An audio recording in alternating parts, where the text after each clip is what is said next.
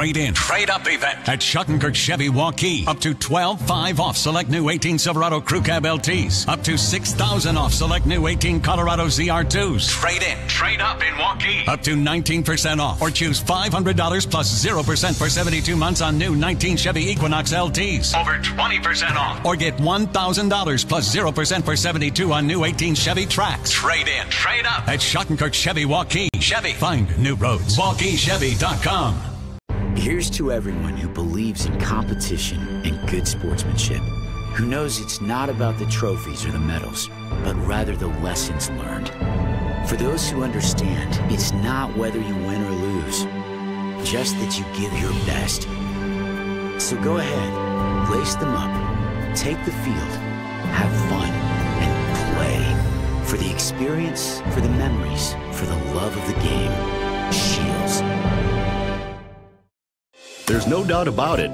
Saving feels great. At Mid-American Energy, we love saving too. Saving the environment by supporting tree planting, which improves air quality. Saving money by investing in wind energy, which keeps rates low. And saving you energy by providing tips to help make your home more energy efficient.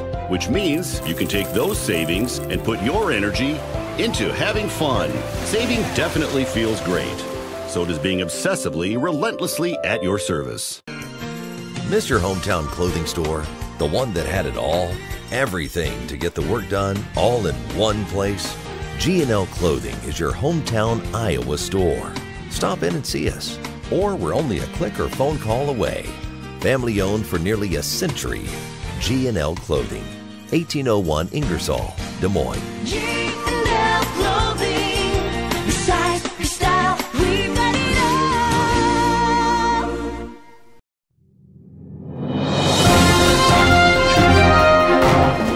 It's time now for Waukee High School football on the Central Iowa Sports Network. CISN.TV is Iowa's premier source for live-streamed high school football. The football on CISN.TV is brought to you by Atlantic Bottlers, Schottenkirk Chevrolet, Shields, the Better Business Bureau, G&L Clothing. Now let's go to our CISN.TV team for Waukee Warrior football.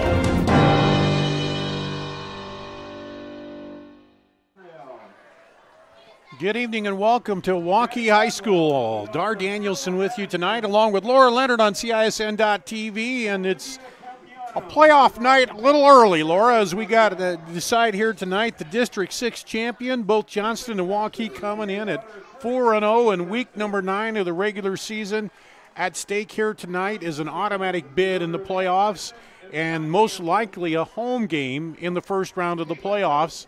The team that loses would probably have to go on the road. Maybe Johnston might not, but for Waukee, we know probably for sure that they would. Yeah, absolutely, and that's why this one's so important. And so a lot of times when you set things up the way they've set things up is you do get a playoff game before the actual playoffs happen, so it gets both of these teams ready. They're both probably going to get into the playoffs, but it just is a difference of do you get that home field advantage with that first game and maybe even into a second game. And Waukee and Johnston have been steady throughout. Indianola made an early run in there, but then as they got into the district play, they ended up with 2 losses. And also Des Moines East, Mason City, and Ottumwa both went 0-4 in the district. So 2 clear leaders here in this district, and we'll hear from the coaches in a little bit, and they both talked about it. That's what you want to be here in week 9. You want to be right there playing this game for, the district title. And not only does it kind of gives you a little bit of an edge, too, if you're playing a game like this heading into the playoffs, instead of, if you play a team and maybe you come out and you steamroll them, or you have a game, where everybody's not sharp, it's going to make a difference, I think. Oh, I totally agree with you. And so, this game is obviously very important, and that's you want to be able to have it to your advantage to be able to play this game. You want your destiny in your own hands. You don't want to be scoreboard watching when you're in that last game of district play. You want to be able to have a say in what happens, and so that's why this one's so important for these two, 4-0 in district play, getting the opportunity to go head-to-head to get that outright winner. Well, I talked with both coaches, and we'll take a break and then come back and hear from them after this on CISN.TV. Moms typically get to make a majority of the healthcare decisions for their family. That can be a lot of pressure, but not for me, because I know the choice is ours. For medical tests like MRIs, X-rays, CAT scans, and of course mammograms, ask your doctor to refer you to Iowa Radiology. They work around our hectic schedules, they're the best at what they do, and they're so great with my family. They truly care, and it shows. Visit iowaradiology.com or call to schedule an appointment. Iowa Radiology. Our focus is your good health. The other guys, they think they know what special means. At Godfather's Pizza, we do special, and we do it better. We add the T.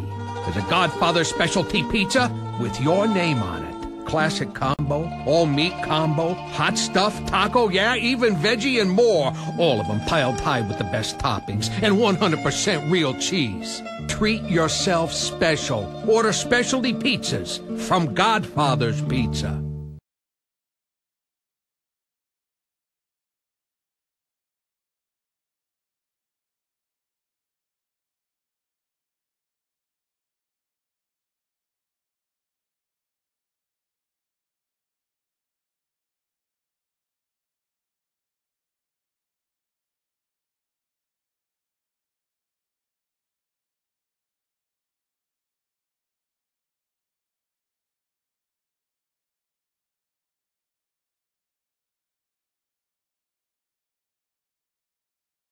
Why do I look for the seal?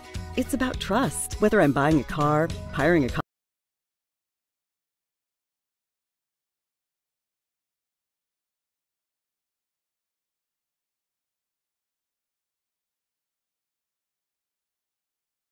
Why do I look for the seal?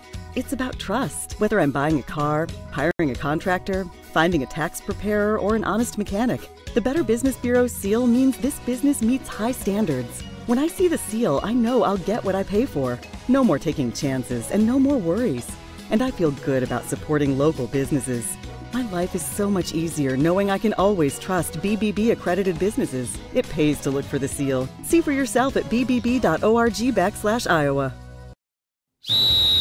Hi, Ron here, head coach of Westside Auto Pros. When your car's on the injured reserve, you want to get it back in the game as soon as possible. I know that. That's why you need to bring it here to Westside Auto Pros. I have a team of experts that can fix almost every automotive injury. Whether it's a fractured joint, a brake, or if your car just got its bell rung, no problem. We can even do a complete physical on your car to make sure it's game ready for the entire season. So bring your car to Westside Auto Pros and we'll get it back in the starting lineup in no time. Hey, you guys are dogging it back here. Let's move it, move it, move it. Building a strong community doesn't happen overnight. Joining us now is the head coach of the Waukee Warriors, Scott Carlson. And, Coach, this is exactly where you want to be as you're heading into the final game of the regular season. Well, it is, and I think, when you begin the season, you try to obviously not look too far ahead. But in our situation, we felt like we had a lot of learning to do and a lot of coaching and teaching to do. But we felt like if we could get to Game 9 in a situation where that game was meaningful, then we were going to be excited about that, and thankfully that's kind of all been the way it's panned out, and all the marbles, I guess, or however you want to say it, for Friday night. Yeah, and I mean, you lose that opener to Dowling, but for a 1-point loss, you pretty much ran the table through the rest of the season there up to this point. So where do you think you've improved the most at as you've gone through the season here? Well, I think the big thing for us would be just the chemistry, and I think for any team, chemistry takes a while to try to find just exactly who does what well together, and you try to play to your strengths, and everybody's trying to cover up a couple of those flaws. But I think our kids, I just give them so much credit for being selfless and doing everything they can to get better at what they do every day. And every day is another opportunity for that, and our kids have really bought into that message, and they made it not just a talking point, but something that I think they really take seriously. And then week 9, I know in doing the different games throughout the weeks, I see different people in and out of the lineup, and that's part of the game too, a little bit injuries. How are you looking health-wise as you head into this final regular season week? Well, I guess we're probably just like about everybody else. There's this time of the year, it's just funny. You get these things that kind of come out of nowhere almost,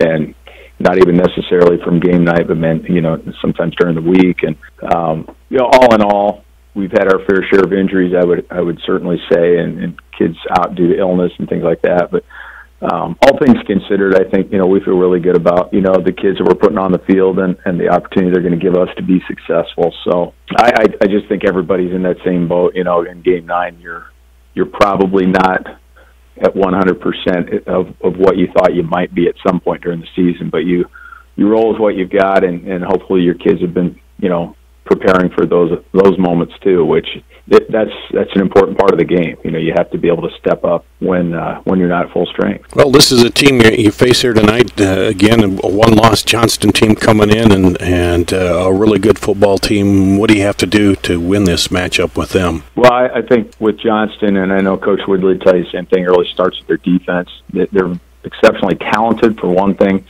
Lots of speed across the board, and it's at all levels. Their defensive front, their linebacking core, and their defensive backfield are all, they all have exceptional players. Fly to the ball. They're great fundamentally, and they play, assignment football, as the saying goes. So they make it really tough on you, and with their athleticism, they can put a lot of pressure on you and do some things. With blitzing packages and twists and things like that can really give your guys trouble if you're not prepared for that. So I know that for us, that'll be a huge challenge. And then, you go to the other side of the ball, and all you have to do is look at that young man that's, taking the snaps, because he's a threat each and every play. Andrew Nord having just a phenomenal year for them once again. And just when you think you have him bottled up, you watch him on film, and all of a sudden he's running down the field free. So we definitely got our work cut out for us on both sides of the ball. How important is it to get the win and get the district title, and then improve your seeding a little bit? How important is that for the game? Well, more than any other year, I'm not sure, quite frankly. I think the thing that you want to do is you do want to win that district title. I mean, that matters to the kids. That's something they work hard to attain. And if you have an opportunity to win that, you want to win the district championship. The other thing that's at stake, I think, clearly for either one of us, I think it probably boils down to, if you can win the game, you're going to have a chance to have another home game in that first round of the playoffs.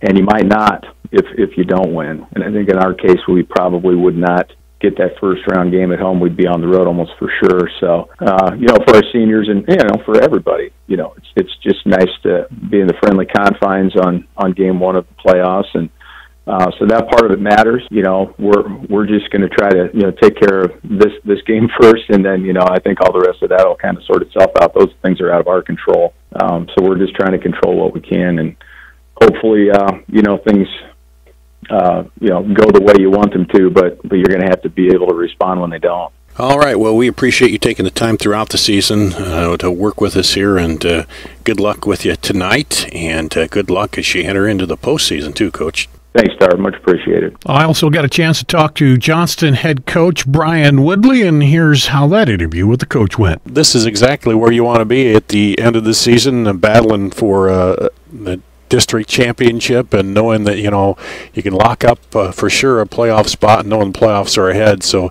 got to feel good about that, huh? Yeah, I tell you, that's why you play the game. You want to get through. It's a 9-game regular season. You got your 5 district games, and we put in our just the way the schedule laid itself out this year. Us and Waukee playing week 9, and both teams gave themselves a chance to win a district title, being 4-0 going into the last week. So it's fun when there's a lot on the line, especially when it comes to week 9. Well, your one blemish was that third week against a really good team, and what did you learn coming out of that helped you for the rest of the season? Well, I mean, we knew the Dowling game week 3 when the schedule came out last, in February or whatever it might be, that, our kids were excited. Number one, we had a chance. They beat us out in the playoffs to head to the Unidome and play in the semifinals a year ago. This year, we had the game circled as a great opportunity for us as a team and a program. And, basically we didn't play very well. I definitely take hats off to Dowling, coming in here and beating us 27-0. But, we didn't take care of the ball. We didn't do the offensively. We didn't play one of our better games. We had some guys, that didn't play at their best. And in order for us to beat Dowling, we're going to have to play better, and you got to do that for 4 quarters. And, I thought there was ways we can improve, and that's definitely what we took from Dowling offensively. Some things that we knew that were going to have to happen later in the season, they're going to have to be better. So definitely within the passing game, maybe getting the balls in certain other guys' hands at certain times, and it's all about matchups. So we definitely would love the opportunity again. But we learned from that, and our defense I thought played well, and special teams was pretty solid for the most part that night. But there was just a fine line in winning and losing. You got to take care of those little things and take care of the ball if you're going to beat the elite teams. And last year you kind of were a little under the radar and kind of really had a real good season there. And this year, though, you're more in the spotlight as everybody's looking at you, and then you moved up the rankings right away. Did that change things at all for you, or how did that impact you, or did it? Well, I got to be honest with you. We like being in the spotlight. We want to be, because our goal here is we want to be an elite program, and we haven't won a state title and haven't been to the Unidome. And, the last, I don't know, maybe 2 or 3 years we've been beat out twice to get there. And, yeah, maybe we did fly under the radar a little bit. We knew we had a pretty good team a year ago, but, we fell short to Dowling to get there. And, yeah, this year, I think the reason being is we have a lot of players that came back that played last year and maybe even the year before with 7 young men that have been 3-year starters for us. So, when you have that much experience returning, the people tend to put you in the spotlight and the focus that, you should win. But we like that. We like the expectations that we're supposed to win. And that doesn't change. So, as we move forward here, we got a huge game with Waukee tonight. And, and that's an elite program. That's a team that came down to us too last year, and, to become a district winner, and its game has kind of fell into place this year. And we definitely like that we have that opportunity. That almost, too, a game like this almost gets you into that playoff mode already, doesn't it, before they even start? Yeah, it's basic. Obviously, it's a playoff game knowing that the winner is going to secure himself a berth in the automatic, and then instead of have to wait around for an at-large bid, you're playing, and you pretty much know you're playing at home next Friday night in the playoffs. So, it gives you a lot of knowns instead of the unknowns. So, as I told the kids, we know that. We control our own destiny. We don't have to count on anybody else besides ourselves to go do what we do and play the game the way we're capable to play it. So how's your health coming into the final week of the regular season here? I think we're like a lot of teams. You got a lot of guys sore. Nothing that I would say that is too bad. But I just say we got a lot of guys that are beat up, and we got a lot of guys in this team. I feel good about our depth. We've been able to build some depth, just because of the way some games have turned out this year, where we got to play a lot of kids, and that really helps you in the long run. And we wanted to focus on that this year, building our 2 deeps and get kids out there when it matters on Friday night. So, yeah, I feel pretty good. I feel really good where we're at, and I'm just excited to see the kids go out and have an opportunity to win another district title. All right, Coach, we appreciate you taking a little time with us to preview the game, and good luck to you tonight. Thanks for having me. And that's our pregame visits with the 2 head coaches. We'll be back with more on CISN.TV. Building a strong community doesn't happen overnight. It takes a vision for the future, the ability to turn a challenge into a success, and individuals who inspire new generations of growth. Greater Des Moines has done a lot of growing over the years, and so have we. At Brick Gentry Law, your success is something that we create together. Thank you for making us a part of your community. Thank you for 50 years. And we're back live, ready for kickoff here. Thanks to the 2 coaches for visiting with us before the game, Dar Danielson, Laura Leonard. And Laura, a lot of similarities between these 2 teams, not only the gold, the purple colors, but both have a good quarterback.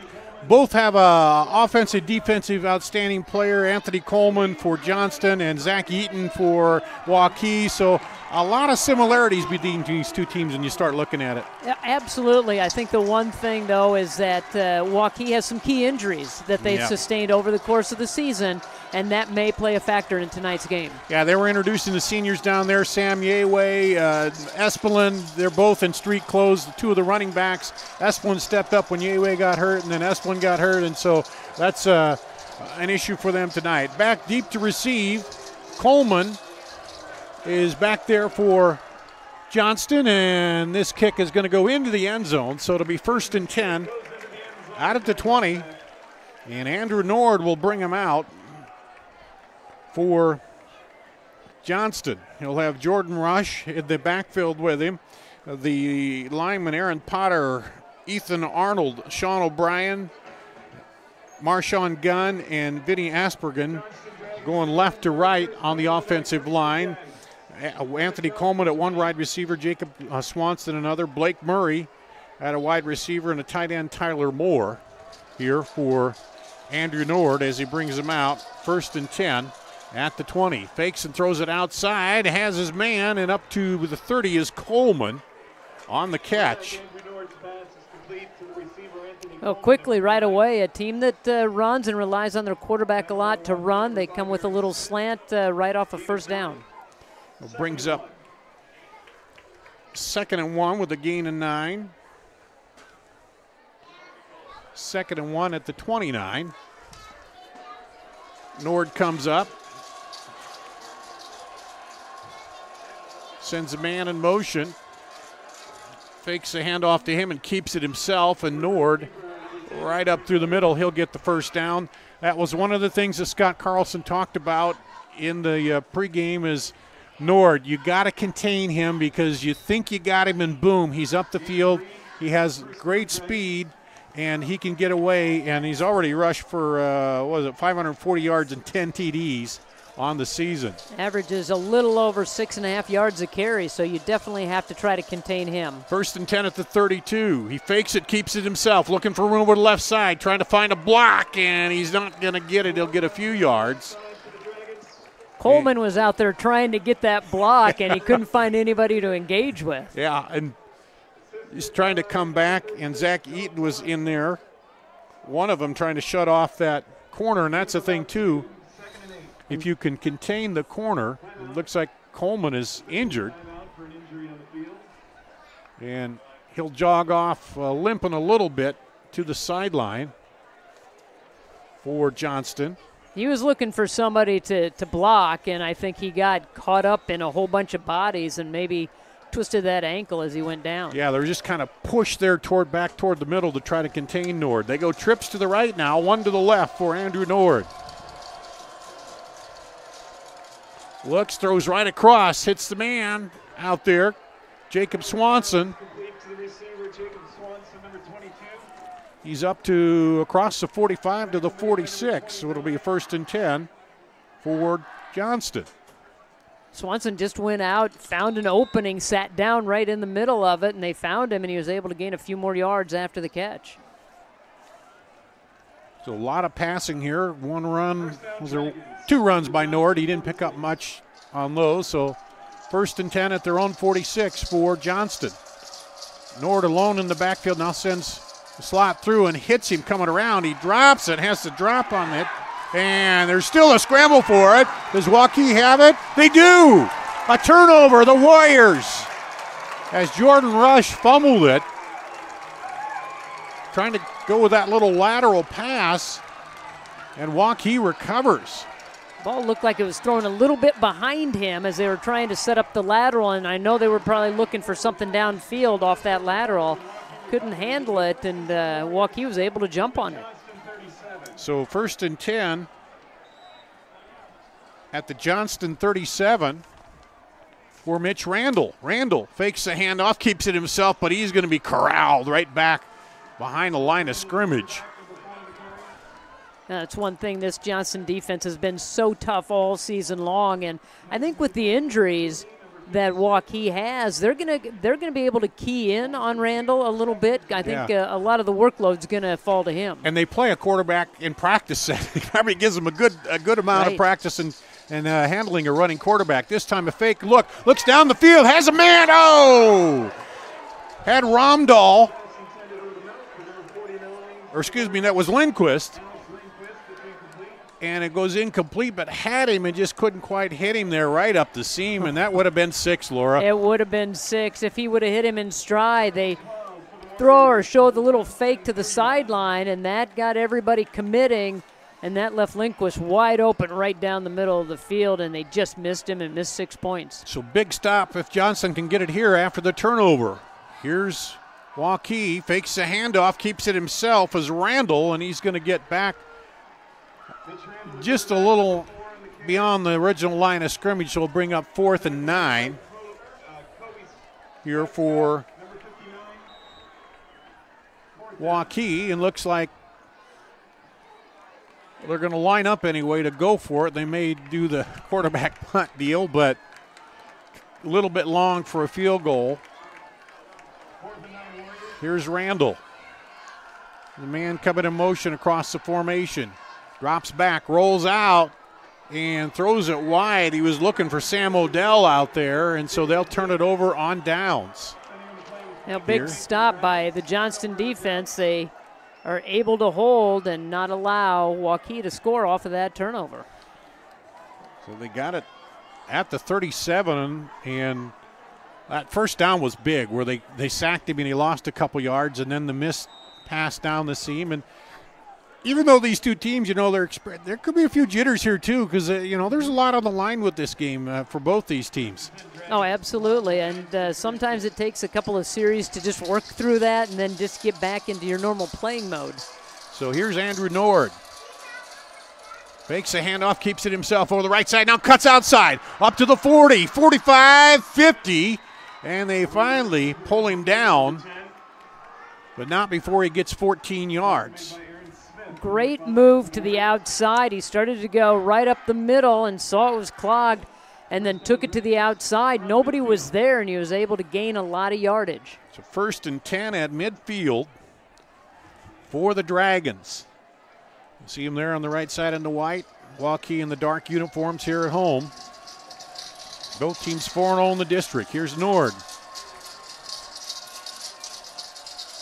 Fakes that handoff again. Nord will keep it himself, looking for room over the left side. Scampers over, gets a couple before that defensive line meets him there. Cole Spikesma, the linebacker, is one of them in there.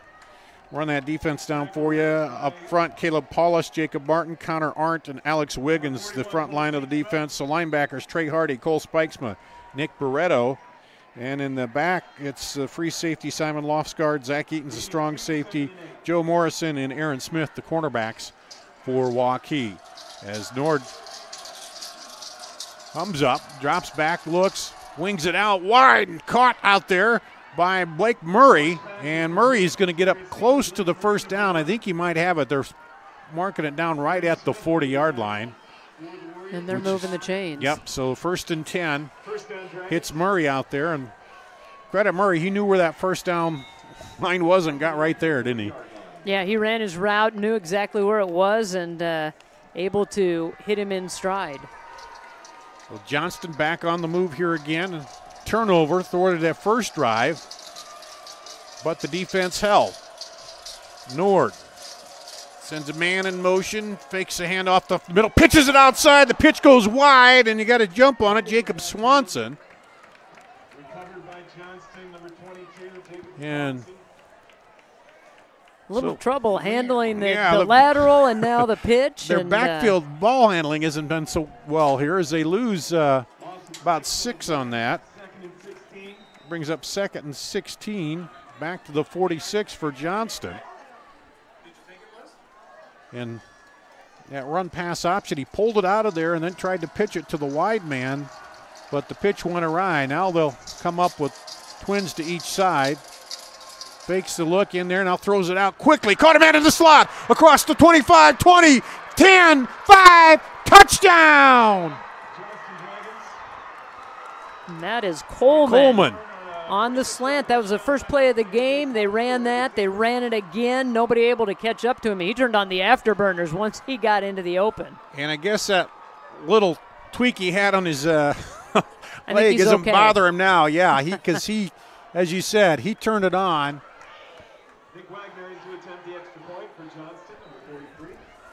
So let's see, that was 46-yarder. And the kick is good. That makes the score Johnston 7. Oh, they were at the 40, weren't they? Yes. Yeah, so a 40-yarder. PAT is good, and that makes it 7-0 Johnston. And we'll take a quick break and be back with a kickoff after this. Hi, I'm Chris from Fireplace Superstore. September and October are the best times of year to sit outside, and we still have a great selection of 2018 merchandise, like this OWLE Deep Seating group. Or maybe you'd prefer wicker, like this North Cape group. And fire pits. There's nothing better than sitting out on the deck in the fall with a nice fire going. But get here soon, because the sold tags are coming out quick, and you don't want to be too late. For great deals on great furniture, come to Fireplace Superstore. Back here at Waukee, Johnston gets on the board first. But a pretty impressive drive there, Laura. The defense held, they got the ball back on downs. And then the big play was the strike to Coleman. And he found that seam and went right, just kept going right into the end zone. And that's his fourth touchdown catch of the season. And he is a player that they look to quite often, averages about 20 yards of reception, and so they found him, and they know, obviously, saw what he can do with the ball. Yeah, just under his long. He had a 44 as his long, as this one is taken at the 12, up across the 25, 30, and a burst there, and that was Odell, I think. Or no, that was Smith, excuse me. Boy, he had a little bit of an opening, just got, somebody got his foot or his ankle, otherwise he would have been gone. So Waukee comes out now trailing. And they went down their first time and turned it over on downs. They sent two receivers right, a slot to the left, and Randall's going to take it himself. Trying to turn the corner there, gets pulled down from behind, but he'll get good yardage on first down. Well, that's what you want to do on that first down. Get good yardage, and then you've got several options on second and third down, and you don't have to rely on that quarterback run or that run-pass option. And that may be just keeping them a little bit honest there.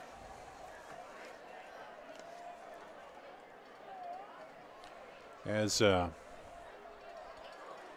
brings him up, looks, and then they're going to blow it dead before they get started here.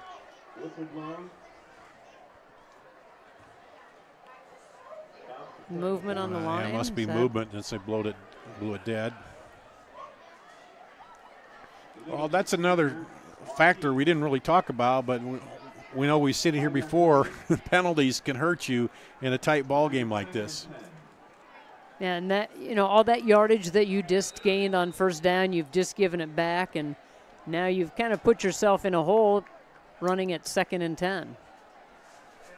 So 2nd and 10 at their own 32 here for Waukee. Trailing now 7-0. Randall gives the inside handoff, looking to go, turn the corner, now runs it back the other way, but finding nowhere to go. Jalen Martinez. Number 14, Jalen Martinez on the end around. With the looked like it was trying to be a jet sweep, but he saw the defense and turned around and headed back the other way and only picks up a yard on that. Well, that defense just moved with the line, and they're so quick. The pursuit of the defensive line got there, and they were able to shut down that corner. So big third down here for Waukee. They send trips to the top of your screen, one to the bottom for Randall. Randall hands off the draw up the middle, and they didn't get much out of that. Looking to maybe fool him as Lindquist took it. And that Johnston defense not fooled. They just get 2 yards out of it and bring up 4th and 7 at the 35. And I think that's going to be the difference maker in this ball game is this Johnston defense. They're so quick, and they're able to gang tackle. Their pursuit is so good. They're shutting down angles and not allowing Waukee to get open. Coleman and Brisbane back deep to receive the punt from Walsh. And they get good pressure on there, but he gets away a nice high punt, and the fair catch is called for. Back at the 22 by Coleman, where Johnston will take over 1st and 10. So far, that Johnston defense has come up big here. Well, it has, and several times, well, the 2 drives where they were able to just turn them over quickly, especially after that turnover where they were able to recover that fumble in Johnston territory. Waukee couldn't do anything with it, and that's because of the defense. So Andrew Nord brings them out. 1st and 10 at the 27 here for the Dragons. Hands it off right up the middle this time and still plowing ahead, kept his feet moving. Rush gets up to the 30, picks up 3. Didn't get a lot of yards, but it was impressive. It was a hard 3 that he earned because he got hit right away, but he kept those legs moving, able to grind out 3 yards. 2nd and 7 at the 30 for the Dragons. Sent 2 receivers down to the bottom, 1 up top. And Swanson goes in motion. They hand it off up the middle again and plowing straight up. Rush.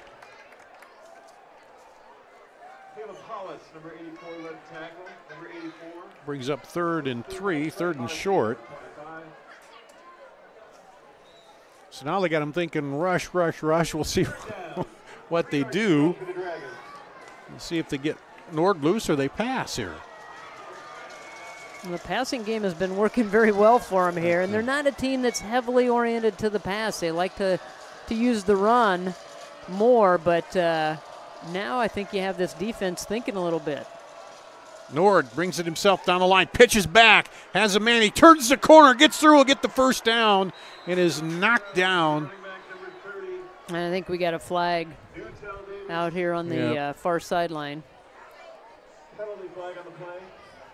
That was Newtell Davis on the run there, but we'll see what the flag is. Block, and that happens sometimes. You get out on that edge. He's trying to seal that defender off, and you might get a little bit too much of them and grab a little bit too much. So that flag is thrown a couple yards from the first down, so they mark it back. So they're going to end up, would have been a 3rd and 3, and it'll be a 3rd and 11. So it cost him 8 yards on the change, but it actually cost him a first down because he was well beyond the first down there. And first penalty of the night on Johnston. And it brings up a 3rd and 11 at the 26 for Nord. He fakes the handoff, keeps it himself, cuts up through, drops the tackler, up 35-40, you'll have the first down. Nord just gets tripped up there by Nick Barretto. Otherwise, he had a little more room down the left side. Several defenders had a shot at him, but he just was able to make the move around, and they got that arm out there, but not enough to pull him down. So he's quick, he's got great footwork, able to see the openings and get to him quickly. Yeah, he came in, he's thrown for 600 yards, but rushed for 540 and has 10 rushing touchdowns, a 6 throwing. Well, 1st and 10 at the 40, their own 40. There's the handoff up the middle, breaks through, and down across to the 42-yard line, right up through the middle on the run. I think that was Jordan Rush again. Yeah, Jordan right Rush. Up the middle. So you key in on Nord, and when you just key in on him, now all of a sudden you hand it off to Rush, and he busts right through the middle. Up there for, let's see, 10, about 17-yard pickup there. Brings up 1st and 10 at the 43 for Johnston. Leading 7-0 here, 1:19 to play first quarter, trying to add to that. Hands off again, and just falling ahead, plowing ahead is Rush. And that's so hard on the defense when they're using all facets of it here now. They've been pounding away with Rush, and you don't know when Nord's going to pull it out of there, run himself. And then also we talked about that first drive was a lot of passing, and they were successful on that. Well, right now they're clicking on offense. They're in a good rhythm. They've got a good scheme going, and the defense is not able to slow them down. Nord with Newtell Davis back there with him. You send a Slot in motion. They give it off to Davis right up the gut, and he's going to pick up a couple yards there.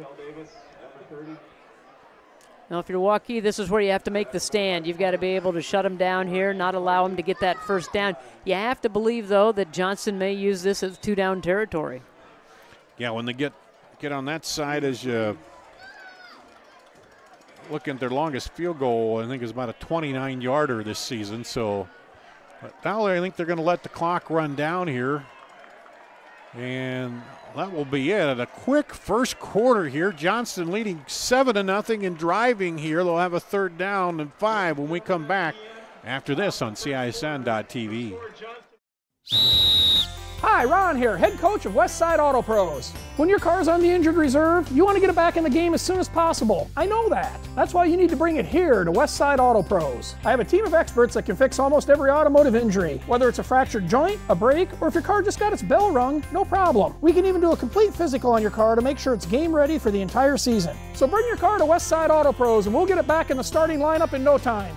Hey, you guys are dogging it back here. Let's move it, move it, move it. You want to get stronger, faster, healthier. You want more. You want to be part of something bigger than yourself. A place for people of all ages, all walks of life, that provides opportunities for all to succeed. We do that. We're the why. Build more than muscle. Build a stronger community. Here at Waukee, we go to the second quarter. 3rd and 5 at the Waukee 38 for Johnston. They're leading 7-0. Nord drops back, flips it back to the running back. He'll cut up the right side. That's Coleman, as he came from that receiver position. And he's going to be short. It'll be about a yard, but I think you're right, Laura. Probably we're in 4-down territory here, and especially when it's only 4th and 1. Now that decision ended up burning Waukee as they got held on downs, and Johnston then marched down the field and scored. So we'll see here what the Waukee Warrior defense can do. 4th and 1 at the 34 for Johnston.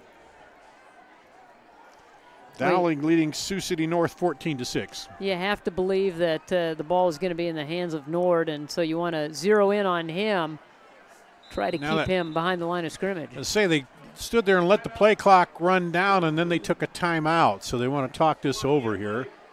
And we'll take a quick break and come right back after this on CISN.TV. We might not always know what the day will bring, but some things are certain.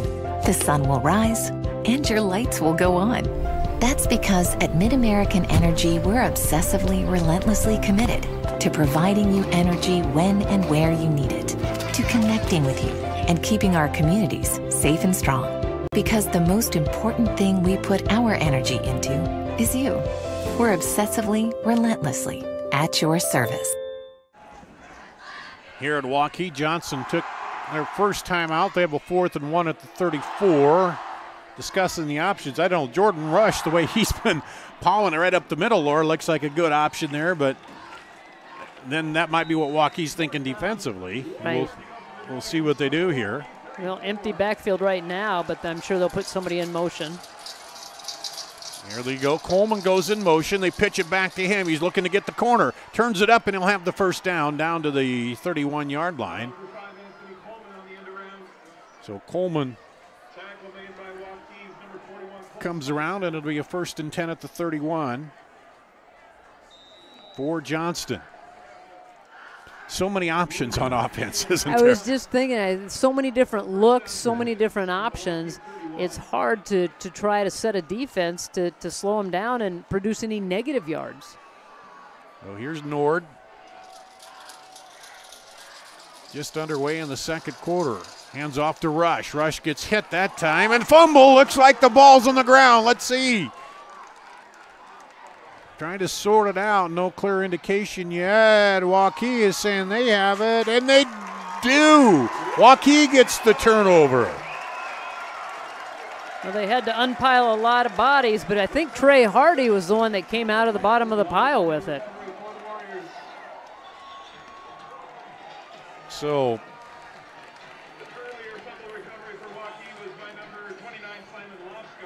Johnston fumbled and Waukee couldn't score, but now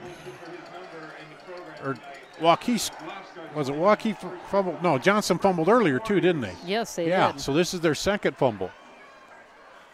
Fake and handoff up the middle. Yeah, it goes to Lindquist. And tackle made by Nathan Newcomb, number 21.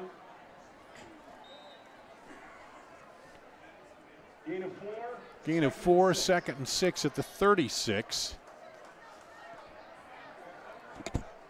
Mitch Randall sends that slot across the formation, fakes the handoff, gets it stripped, now falls on it, and did Randall get it back? He did. Wow. Barely. Just about one of those strips, but he got back on it. Did you see who grabbed it there? I couldn't see who got it, who fell on top of it, or who got his arm to strip him of the football. Is it just me, or are these numbers a little harder to see tonight for some reason? It is hard. So that brings up 3rd and 11 for Waukee at the 31.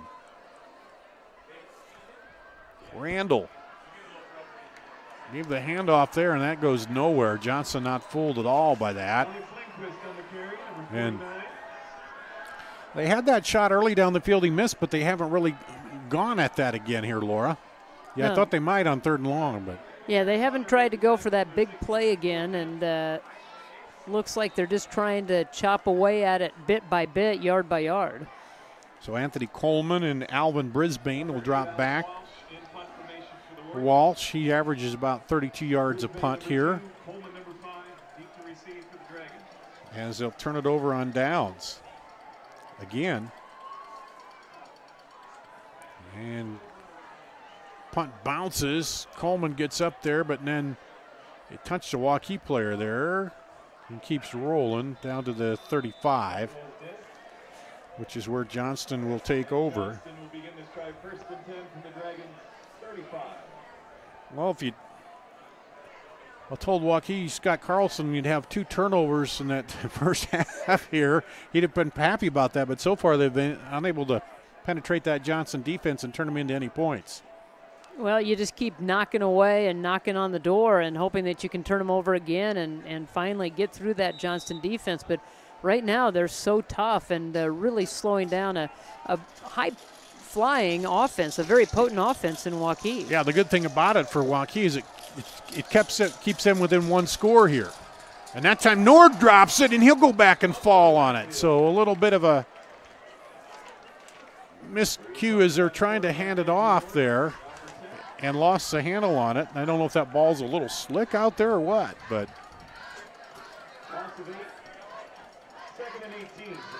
Well, again, I think some nerves are factoring into this ball game, and usually you're settled in by this time in the second quarter, but so they lose 8, 2nd and 18 at the 30. Nord drops straight back, wings it out left, and almost a great catch. The flag will come in. Tyler Moore was out there. And I think Antoine Watson had the coverage. Yeah. And I believe they're going to, that's what the flags are for, but the officials are discussing it. I think are they discussing, was it holding or interference? Yeah. Offensive pass interference. Yeah. Oh, offensive. Okay.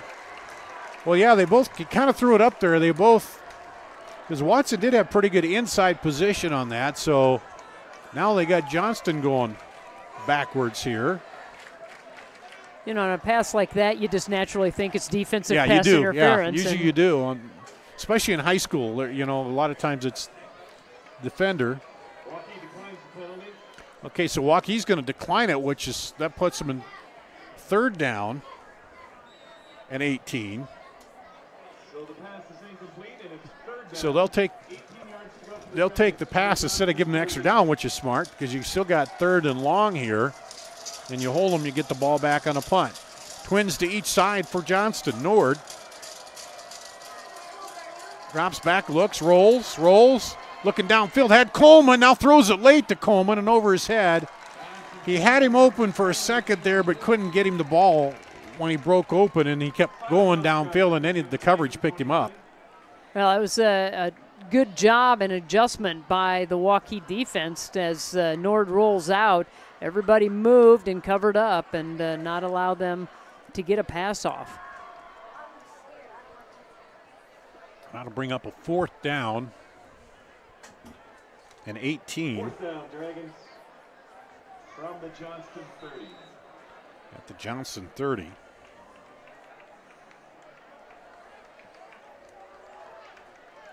And they'll punt it. Chris Boyle, number 9 in punt formation for Johnston. Antoine Watson deep to receive for the Warriors. Antoine Watson back deep. Oh, a booming punt over his head. Bounces back, and he's going to take it in the end zone and come out and gets hammered.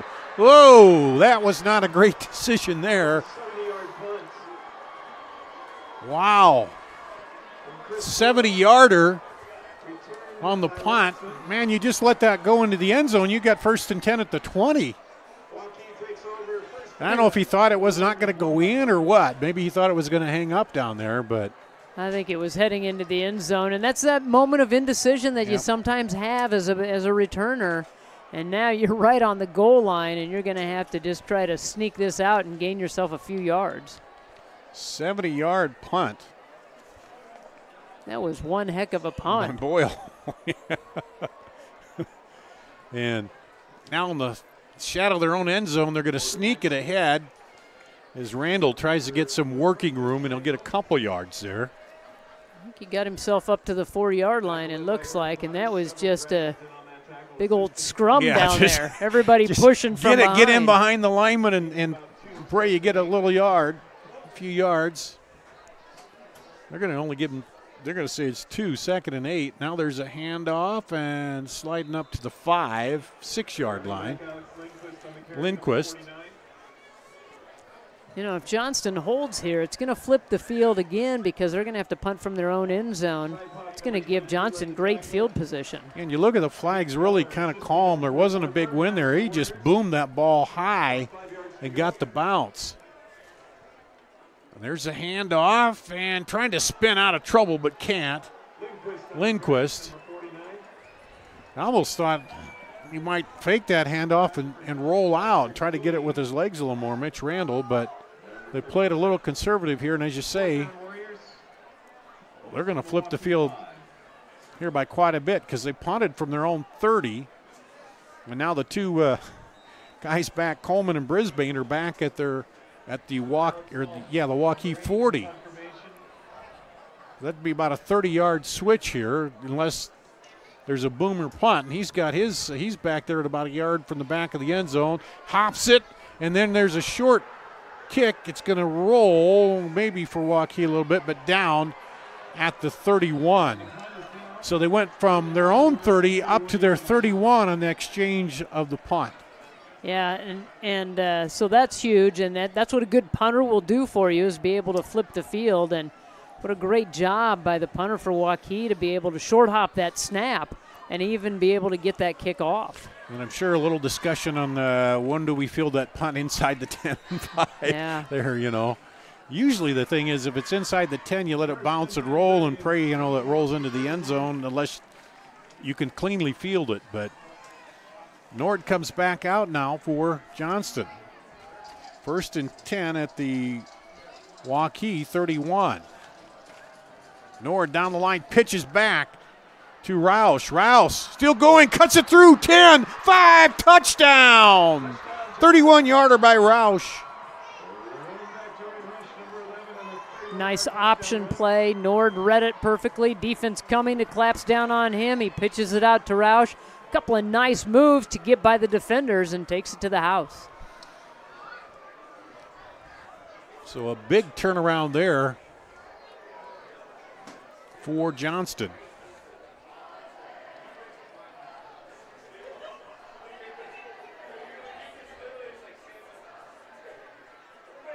And there's the extra point. Kick is up by Wagner and good. That makes it 14-0 Johnston. We'll take a break, come back with the kickoff after this. Building a strong community doesn't happen overnight.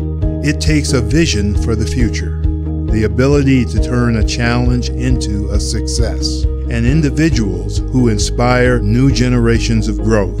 Greater Des Moines has done a lot of growing over the years, and so have we. At Brick Gentry Law, your success is something that we create together. Thank you for making us a part of your community. Thank you for 50 years. Here at Waukee, well, kind of an exciting second quarter here as Johnston punted from their own 30. It was a good high punt that rolled down, and Waukee tried to field it about the 1 and got stopped there. Then they punted. Johnston got it at the 31, and then one play, they take it in, rush with the run, and Johnston now up 14-0, and Waukee needing a big drive here, Laura. Yeah, they have to respond right now with just a little over 5.5 left in this quarter. Aaron Smith takes the kick, still going, and now he's flipped backwards. And he was up to about the 15, and then he went back on his own accord, and they tackled him, so he's going to lose that and they'll get 1st and 10 about the 10-yard line. Well, he was going nowhere on the initial run. Thought he could come out of the pack, but again, the kickoff coverage was right there and got a piece of his jersey and took him to the ground.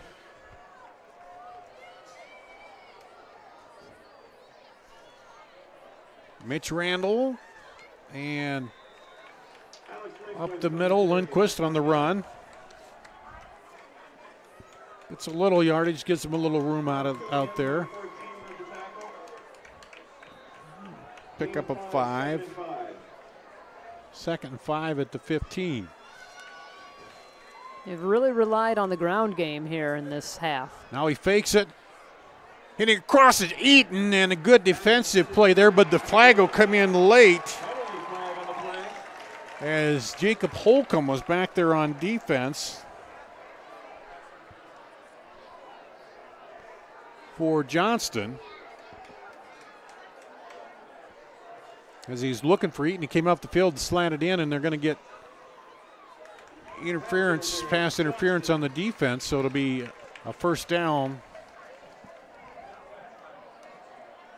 for Waukee.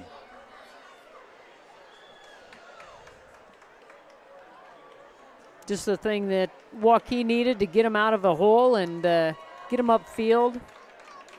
Try to keep this drive going. And that's the first pass they've tried in a bit. Dowling up 35-6 on Sioux City North. Dropping back, Randall looking, now throws it late down the field. Oh, and it's another battle down there with Eaton and Holcomb. Or excuse me, that's Murray down there for Johnston. We've seen Randall do this several times. He rolls to his left, and then he has to turn to try to throw it with the right hand, and sometimes just can't get enough on it. And that one falls harmlessly, but if he could have gotten a little more on it, he might have been able to hit the receiver in stride. 2nd and 10 at the 31. This time Randall is going to keep it, and he'll get just a yard. They'll bring up 3rd and long.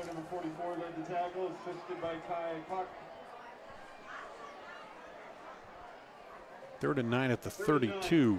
For the Warriors, from the Waukee 32.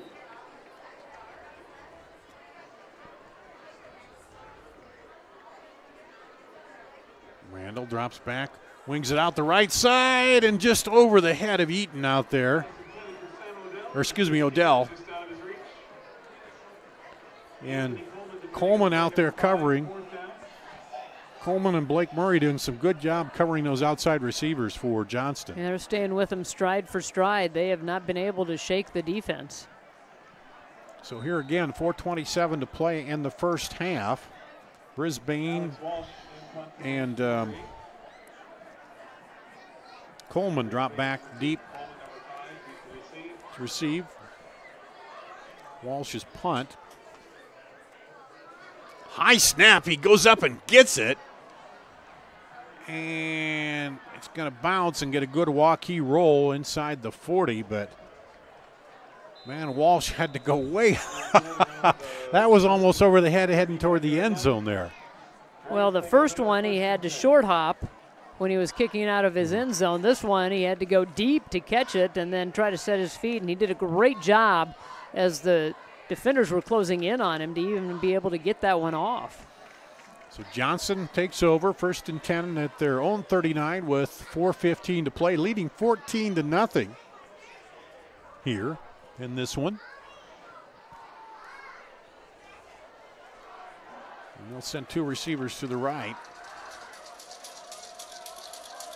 Hand off, rush, plows through there, just bowls up ahead. Or no, that was Davis, Newtell Davis in there. Boy, he just ran over defenders. He wasn't going to go down. He's 6 foot 215 and a battering ram that time, and gets the first down.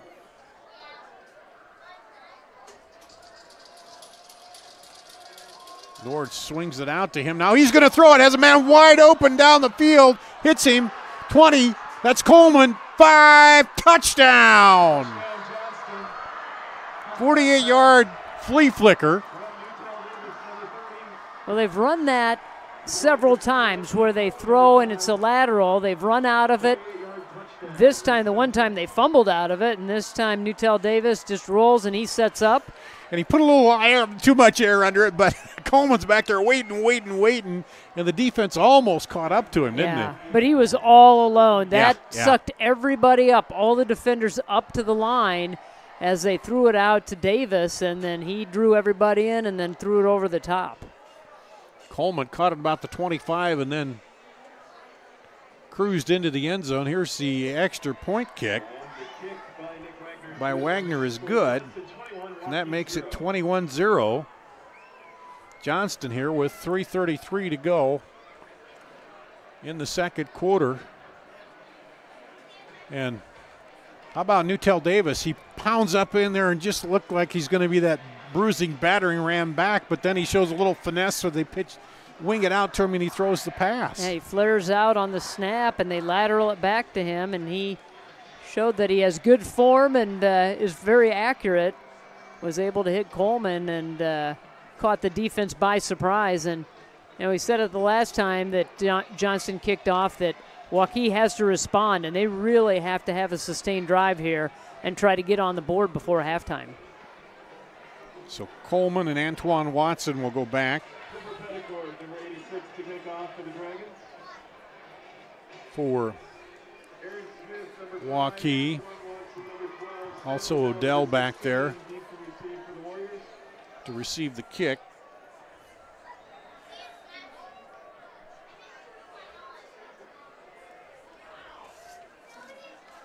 And here it comes.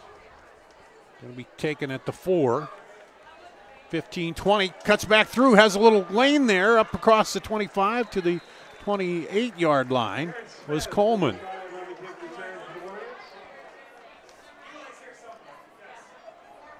Or excuse me, Aaron Smith.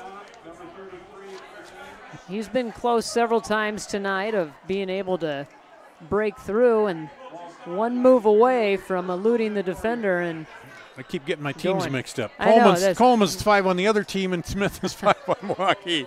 Here's quick across the middle. Oh, nice catch on the slant to Zach Eaton. And we haven't seen a whole lot of that. Yeah, as I say, he's been kind of quiet too, Eaton, so far. They've been trying to hit him. Since that first quarter where they had that wide open throw down the middle, they haven't really thrown the ball a lot. Haven't stretched the field here. But now they need some points. Eaton comes in motion. Now they wing it out and absolutely played perfectly out there on defense by Nathan Newcomb. And Zach Gaines was out there trying to block and trying to make some room for him to be able to go around the corner, and he just got outmatched. Nate Newcomb just held up the blocker, and they lose a yard. 2nd 11 at the 41. Waukee trailing 21-0, and there's a flag. Somebody might have jumped.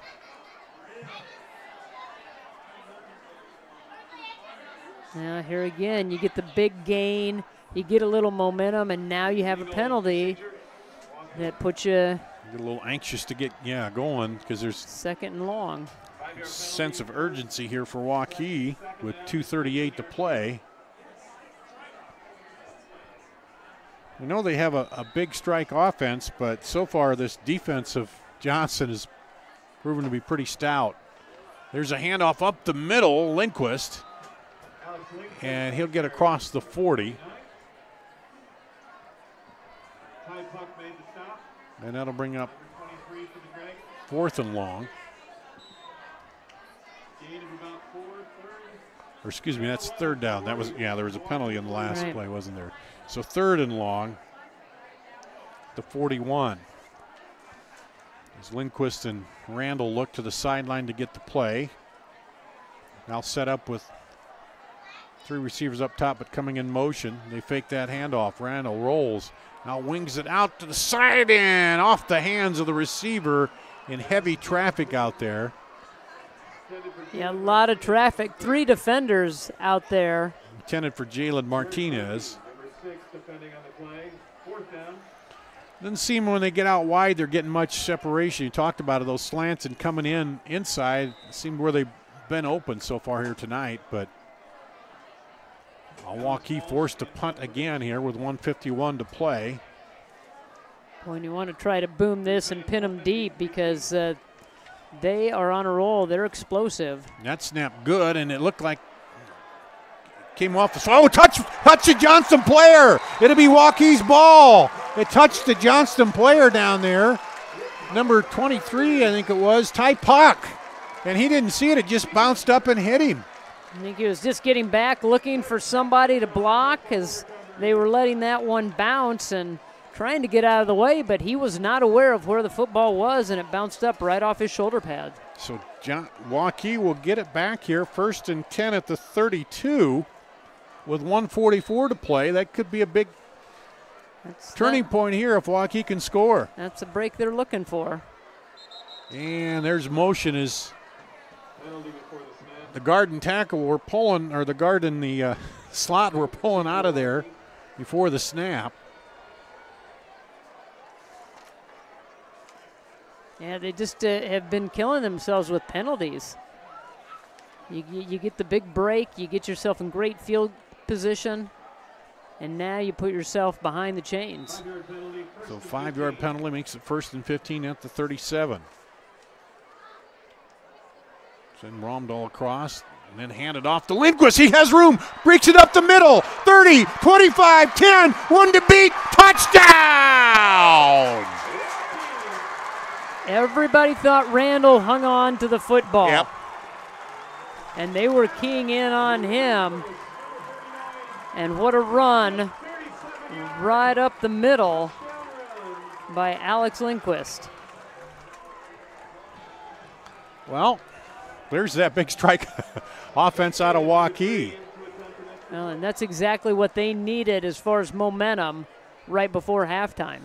And that makes that's now Lindquist's longest touchdown run. He has 9. He had 36 was the longest before. That one's for 37. So he's topped his season best there. And the kick is good. And got to make Waukee feel a little better now as we count down toward the half here with 1:35 to play. As they get on the board, and it's 21-7. Well, you definitely have to feel good about that. Let's keep it here. We could wait. We'll get halftime coming up soon. Let's see if we needed a break, but the producer on us says no. And well, the one thing though is, you have 1:30 left. That defense has to come out strong for Waukee and try to slow down this Johnston offense. And yeah, you can't ease up because Johnston has just as quick a big strike offense we've seen out of them. They've scored from 40, 11, and 48 yards. And now here Waukee scored from 37 yards. So some big plays here tonight out of both these offenses. Well, and you have to figure that Johnston might go after this. They might take some chances and try to punch one in before halftime.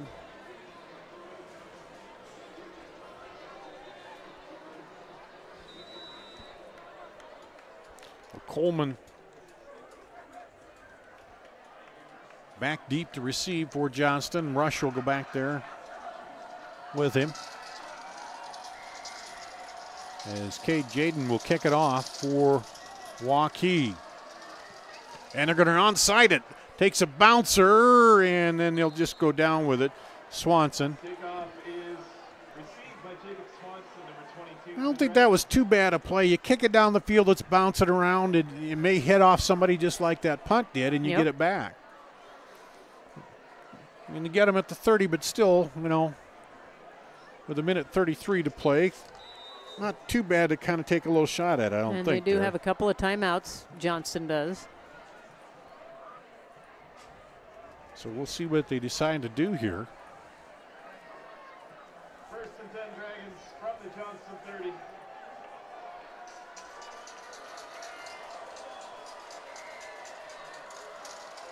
Makes the handoff, throws the quick out there and taken down immediately. Stays inbounds. Tyler Moore, the tight end, picks up 5. It keeps that clock moving. And they are trying to hurry up. It's not a true hurry up yet. But as that clock gets under 1, you have to believe they're going to. Coleman takes the inside handoff, and he's dropped there after no gain, as we're going to go under a minute. Barreto on the stop. Looks like right now they're just going to run it out. Maybe run one more play and run it out. If you can't get anything big on those first 2 plays, then just pack it in and go into the locker room at halftime. Maybe take a shot down the field here at 3rd and 5, you know, and see and play something safe.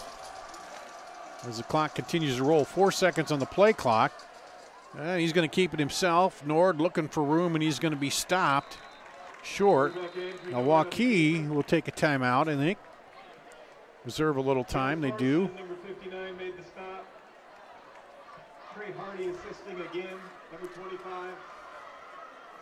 Now you're going to force the punt here as you stop the clock. 4th and 3 at the 37, so yeah, who knows the way this these special teams have been tonight. These punts, they had one where Waukee touched it down at the 1 and he got snowed under. Then Waukee punts it down here and it takes a wild bounce off a Johnston player. They get it. They end up taking it in for the score. So anything could happen. Yeah, you know, Waukee could be over there thinking, or excuse me, Johnston could be thinking, you know what, we've been able to churn out yardage, and so let's try to go for it with, that would be under 20 seconds. They'd have, and Johnston would call another, Waukee would call another time. It's too much purple on this field to get everybody straight. Waukee would call another timeout, but looks like they're setting up in punt formation. They'll send Anquan Watson as a single setback back there. Maybe they're going to come after this with everybody up there on the line. They do come through the middle, but he gets the punt off, and another beauty over the head of Watson, and he's got to go all the way back to the 5, turns around, and he'll be smothered. Wow. Chris Boyle putting on an exhibition here, punting. I think if there's one thing that we've learned is that he's got a big leg. Yeah. And you might want to set up a little bit deeper, about 10 yards deeper than where you normally set up. I got a feeling we might see a knee, I think take a knee right here with 12.1 to go. And Waukee backed up against their own end zone. They did get on the board here and have cut it to 21-7. So I don't think they're going to try anything too tricky here. If they can get enough players on the field. Yeah, they're going to get a little protection formation there for Randall, and he'll just take it and down it. Mitch Randall takes the knee, number 4. And Johnston taking called a timeout. So Johnston has one left now, so a little gamesmanship there. And make them snap it again. Who Yeah. knows? You know, you get a bobble from center right down there at the goal line. And I'm sure that's what now Waukee will be talking about over here. Yeah, and, you know, Randall took that snap and he backed up about half a yard. So you have to be careful. You're on the 2-yard line. Yeah, because you're thinking that's going to be the last thing that's going to run it out, but then Johnston calls a timeout. So I think you just have to take that snap and take just it, go right move down. ahead a little bit, go down. And I think the push is going to come up front from Johnston. They're gonna try to push on that front line, see if they can anticipate the snap count, and maybe cause some kind of a fumble or mishandle on the snap. So they talk that over. They'll come back out with 9.9 seconds to play and line up right there on the goal line. Randall's almost in there. Now this time he does take it, and they'll just the big heavies will push forward there, and by the time they get it unpiled, well, they call a timeout with 2.9 to go. They did. Yep. Randall kind of bounced out of there. He Yeah, was he not did, in the middle of the pile, and they ended up tackling him off to the right side. And so they'll come over here. Timeout, Johnston. Here's one where you may see to Randall move it ahead, and if he pops through that line, because the way everybody's stacked up there, you pop through and you might have some room to go, but you're just so close to the goal line, you'd almost like to see him take a shot downfield, gamble a little bit, but in a game like this, you're probably not going to do something like that. And this is high school too, Right. college and that, and although, when you got a quarterback like Randall, 2-year starter now, junior, and maybe you do that, but it's like a couple of my partners used to call it what they say, oh, you never waste it down in high school and throw downfield. I said, well, why wouldn't you? If you got, second and one, and you're a good team, so they're going to come up in the tight formation now, and he'll just go back and take a knee, and that'll do it. That was a long 13 seconds there to get to the end of the first half. So it's 21-7 Johnston here, and we'll take a little break. We'll come back. We're going to talk with the state champion golf coach here of Waukee. That's coming up after this on CISN.TV. The trade-in, trade-up event at Shuckenkirk Chevy Waukee. Up to $12,500 off select new 18 Silverado Crew Cab LTs. Up to $6,000 off select new 18 Colorado ZR2s. Trade-in, trade-up in Waukee. Up to 19% off. Or choose $500 plus 0% for 72 months on new 19 Chevy Equinox LTs. Over 20% off. Or get $1,000 plus 0% for 72 on new 18 Chevy Trax. Trade-in, trade-up at Shuckenkirk Chevy Waukee. Chevy, find new roads. WaukeeChevy.com.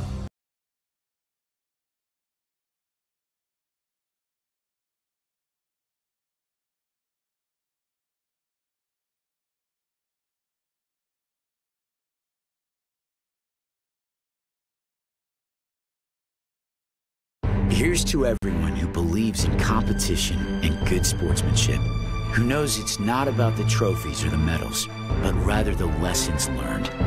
For those who understand, it's not whether you win or lose, just that you give your best. So go ahead, lace them up, take the field, have fun, and play. For the experience, for the memories, for the love of the game. Shields. We might not always know what the day will bring, but some things are certain. The sun will rise, and your lights will go on. That's because at MidAmerican Energy, we're obsessively, relentlessly committed to providing you energy when and where you need it, to connecting with you and keeping our communities safe and strong. Because the most important thing we put our energy into is you. We're obsessively, relentlessly at your service. Miss your hometown clothing store? The one that had it all? Everything to get the work done, all in one place? G&L Clothing is your hometown Iowa store. Stop in and see us. Or we're only a click or phone call away. Family owned for nearly a century. G&L Clothing, 1801 Ingersoll, Des Moines. G&L Clothing. Your size, your style, we've got it all.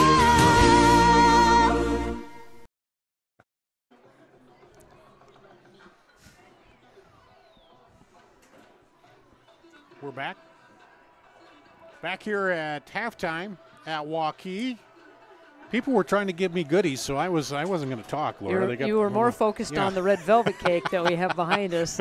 We're here in the press box, and the people next door brought over some goodies for us. But we're at halftime. It's Johnston 21, Waukee 7 here in the battle for the district title. We'll run down the scoring for you. First of all, 6:22 to go. It was a 40-yard pass from Nord to Coleman, and the PAT was good. It was 7-0, and that came after they turned it over on downs. They turned it over on their first series, and then they held Waukee. Johnston held Waukee, and then they were able to take it on the next series. Next series to take it in. Yeah, their second series. 40-yard pass, and that was 7-0. Then with 5:49 to go, 11-yard rush run for Johnston, and that was in the second quarter, and that made it 14-0. Then they did the little flea flicker where they swung Newtell Davis out of the backfield, threw it to him, and then he threw downfield to a lonely Anthony Coleman who was waiting for it. He caught it, and that went 48 yards, and it was 21-0. Then for Waukee, and it looked like things weren't going so good. They were going to have to punt. They punted. The ball came down and took a hard bounce, went off a Johnston player, and they got it at the 37. Then they went Alex Lindquist busted it up through the line and on the right side, and then just took it straight up the field and got the touchdown. A 37-yard run by Lindquist with 1:35 to play in the first half, and that's where we stand at 21-7. So mistakes and turnovers here, although a couple fumbles by Johnston didn't turn into points, but just something you expect out of a game for the district title. There's some things where just everybody's playing hard and you make a few mistakes and they've turned into points here. Yeah, and you know, the one thing that I think stands out to me is the Johnston defense has been so good because they have made some mistakes, given Waukee some good field position and given them some opportunities, but the defense has been able to stand up and shut them down and force them to turn it over on downs or have to punt. So I think that's the thing that stands out. Yes, there are mistakes, and I think Waukee's made a few mistakes penalty-wise. They've been able to get the big play, and then the next play they either get the motion or they get the hold or whatever it might be to push them back after they've just gotten a big play. So they need to shore that up for the second half. And really, the Johnston defense, they get it in, you know, Waukee got a great field position after the punt was touched at the 37 and they scored right away. But as you said, Johnston's defense has held. Their punting has been outstanding tonight too for Johnston. The one that went down, and they tried to field it at the one, and then that ended up flipping the field, and that's when they scored too. I think was that the 48-yard pass, that was, one of those. Their third touchdown. Third touchdown, yeah, the 48-yard pass where it ended up they scored on it. So a good back and forth, a lot to talk about in the halftime locker room here for Waukee. I think, you know, settled down, and they didn't pass it downfield as much, it didn't seem, after that first pass they missed. So maybe talk a bit more about that, look into the pass a little more against this defense. Yeah, I think you have to look at that. I think they're open if they look that way. They've been going out to the boundaries and the sidelines. Those things have not been open, but if they've gone to the middle, they have been able to find their receivers open. And I think you need to try to do that and not rely so much on Randall in that running game. See if you can get a good mixture on that offensive run and pass. And for Johnston, I think Coach is saying, let's not beat ourselves. We've had the offense going. The defense is playing well. Let's not make those mistakes where we give them the ball a good field position and you know, keep that 14-point lead. Waukee deferred, right, so they'll get the ball to start the second half. But for Johnston, it's a matter of you got the lead, don't beat yourself, and give them a short field to play with. That's absolutely right, and they just need to continue to do what they're doing on offense. And we talked about it, so many weapons and so many options for them that it was very tough for the Waukee defense to really key in on one player to slow him down. They've had a nice mix of passing, running, option, and then the nice little flea flicker, lateral, and the pass. So they've thrown in a few tricks as well. So I think they just need to keep doing what they're doing on offense. The defense is holding up very well. All right, so it's halftime here. Johnston over Waukee, 21-7 in the battle for the district title and the outright playoff bid here. Now we're going to take a break. When we come back, we're going to talk about state championship golf here on CISN.TV. Building a strong community doesn't happen overnight. It takes a vision for the future, the ability to turn a challenge into a success, and individuals who inspire new generations of growth. Greater Des Moines has done a lot of growing over the years, and so have we. At Brick Gentry Law, your success is something that we create together. Thank you for making us a part of your community. Thank you for 50 years. Why do I look for the seal? It's about trust. Whether I'm buying a car, hiring a contractor, finding a tax preparer, or an honest mechanic, the Better Business Bureau seal means this business meets high standards. When I see the seal, I know I'll get what I pay for. No more taking chances and no more worries. And I feel good about supporting local businesses. My life is so much easier knowing I can always trust BBB accredited businesses. It pays to look for the seal. See for yourself at bbb.org/Iowa. We are here at halftime. Johnston over Waukee, 21-7. Dar Danielson back with you, and joining us now is the Waukee head boys golf coach, John Coates, and state championship for you. Wow. Yeah, and, quite a deal. Let's talk about that. Building up to the season, when did you know that you had the team that was had a potential to do this? Last year we finished fourth, and I think we expected to do a little better, but we were fairly young. We had 2 seniors, 3 juniors, and a freshman last year. Mm-hmm. And so we got those 3 juniors back as seniors this year, and that freshman, a sophomore. And then we had that junior class is pretty deep, and so we knew we had some depth. But at the same time, there's a lot of good teams, especially here in Central Iowa. And Cedar Falls had a very nice team this year. Mm-hmm. Pleasant Valley over by Bettendorf, very nice team. So, we thought, we've got as good a chance as anyone. So the boys put in the time, put in the work. And so we felt we should end well, but you never know. We didn't start out great. But. So it was, you finished 5 over and Pleasant Valley 12 over, so 7 Correct. Strokes is what you won? Now, Correct. Now, how's that scored? You play how many, and is it?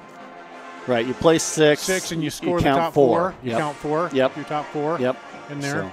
And then you had a rain out, right? That rained out the second round? Correct.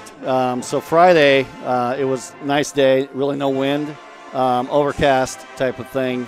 But then it started raining probably an hour after we got done. You're kidding me. Did Friday. You play here in Iowa when it was raining? Yeah, it was. Imagine that, especially this year. And where did you play? Where was it? This was at Brown Deer Golf Club in Coralville, Iowa. Uh-huh. So, but it started raining almost right after we got done, and it did not stop. Mm-hmm. And so I think they got 4 inches overnight. Yeah. And so we woke up the next morning. We were headed out. We were ready to go, and with the mindset that we were going to play no matter what. And we were walking out the hotel room door and got a phone call that they had canceled and that we had become state champs after one day. So it's probably not the best way you want to win it, but we'll take it. Well, is that kind of how this – playing up to that, did you have a lot of issues with rain too and trying to get out and play and stuff? I think we had 2 canceled meets up at Fort Dodge because they've gotten a ton of rain up north. Yeah. And so it was hard to golf anywhere up there. But around here, for the most part, it was fine. We had some wet courses during the season, but nothing where we got rained out other than up north. So let's talk about some of your top 4 and how they did, and, sure. and what year they are. Are they coming back? Let's talk a little bit about that. Yeah, really, most of the season, our top 4 scorers were our 3 seniors: Bennett Peterson, Griffin Parker, Michael Vicente, and then our sophomore Jack Starr. And so the 5 and 6 positions kind of rotated all season long with mostly juniors. Mm-hmm. And so, the postseason was really no different than the regular season as far as where we got our scoring. So at the state tournament, Griffin Parker shot 3 under 68 and got state runner-up medalist, which was good. And he lost only to a kid that shot 65 from Bettendorf. So that kid was on fire. But Griffin's going to UNI to play next year. And then Bennett, I think he wants to play college golf. I don't know that he's committed anywhere yet. Bennett Peterson. And then Michael Vicente, I know he's still got offers out there also. And then Jack is going to be back with us next year. So you got, sounds like with the juniors, you have a lot of experience coming we back. We do. Charlie Steer and Josh Nichols, they were our 5 and 6 guys at the end of the season, and Charlie was very consistent all season. We just need to get those guys, their scores lower, and then also the rest of the junior class and some of the sophomores a little more consistent on low scores. And who knows what will happen next year. So we hear, a lot about the other sports, people playing year-round and going to the gym and shooting. Is that the same thing here with golf? And it's kind of hard to play outside in Iowa, Right. But are there things you do? What is the off season then like? So we have open gym during the winter, and we have 3 sky track units, which are simulators, and so we do those in the nets and so forth there at the high school every Sunday. And whoever wants to come up and hit can hit, and that type of thing. We have a couple of indoor putting greens, and so we do get a lot of work in the wintertime. And then kids these days actually go on the junior tours, like the American Junior Golf Association Tour, the Hurricane Tour, and there's another one by Chicago. So the ones that are in warm weather climates, they can travel to those year-round. So some kids do that. And not just our team, but a lot of Iowa kids do that. So how long have you been coaching here, Waukee? This was year 24. 24? Yeah. Wow. And how many times have you had a team in state? So we've been to state, I'm trying to think here, since 2004. There's only 3 years we haven't been. And then since 2009, we've had 5 state titles, 2 runner-up titles, and then a 4th place and 5th place finish. So we've done pretty well. I know in Central Iowa there's a lot of golf courses out there. Right, A lot of ways to play. I had the same trouble with the rain. I went out and I shot a 68, and then I got rained out, so I couldn't play the second 9. And so I had that trouble. Maybe I have to come over and visit with you. Maybe you can show me some pointers. Yeah, or the players can do that. And if I had parred that 9th hole, it would have been a little worse, but it's kind of like that big fish story, the big one that got away. 68 through 9 wasn't bad for me, but anyway. Yeah, these kids are a little better than that. A little better than that, yeah. Well, yeah, it's one of the golf is one of those, and the mental thing a lot of it, because you can hit a perfect drive and then you get to as we know, you get to the green, and if you miss a putt before you know it, you 3 or 4 putt, right. and so that's all. Is that something you work on, not only the swing and that, but the mental and building that up? That kind of separates the best teams from the rest, is how well you can manage that once you get the ball in play. How do you get it in the hole and the fewest amount of strokes after that? And so that's something we really stressed, especially at the end of our rounds, because last year we'd do well up to about the 15th hole, and then we'd lose it on the last 3. So that was really an emphasis this year, and short game was really the thing that we emphasized the most. And so we spent a lot of time working on that.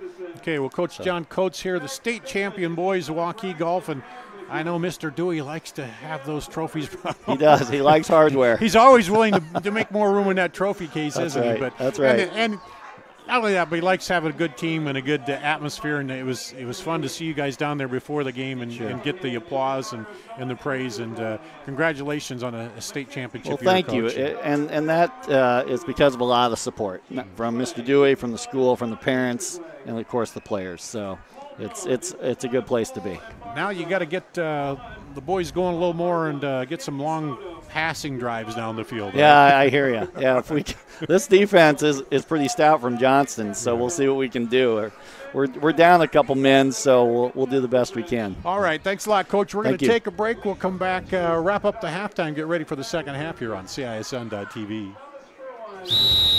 Hi, Ron here, head coach of Westside Auto Pros. When your car's on the injured reserve, you want to get it back in the game as soon as possible. I know that. That's why you need to bring it here to Westside Auto Pros. I have a team of experts that can fix almost every automotive injury. Whether it's a fractured joint, a brake, or if your car just got its bell rung, no problem. We can even do a complete physical on your car to make sure it's game ready for the entire season. So bring your car to Westside Auto Pros and we'll get it back in the starting lineup in no time.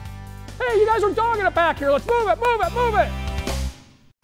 You want to get stronger, faster, healthier. You want more. You want to be part of something bigger than yourself.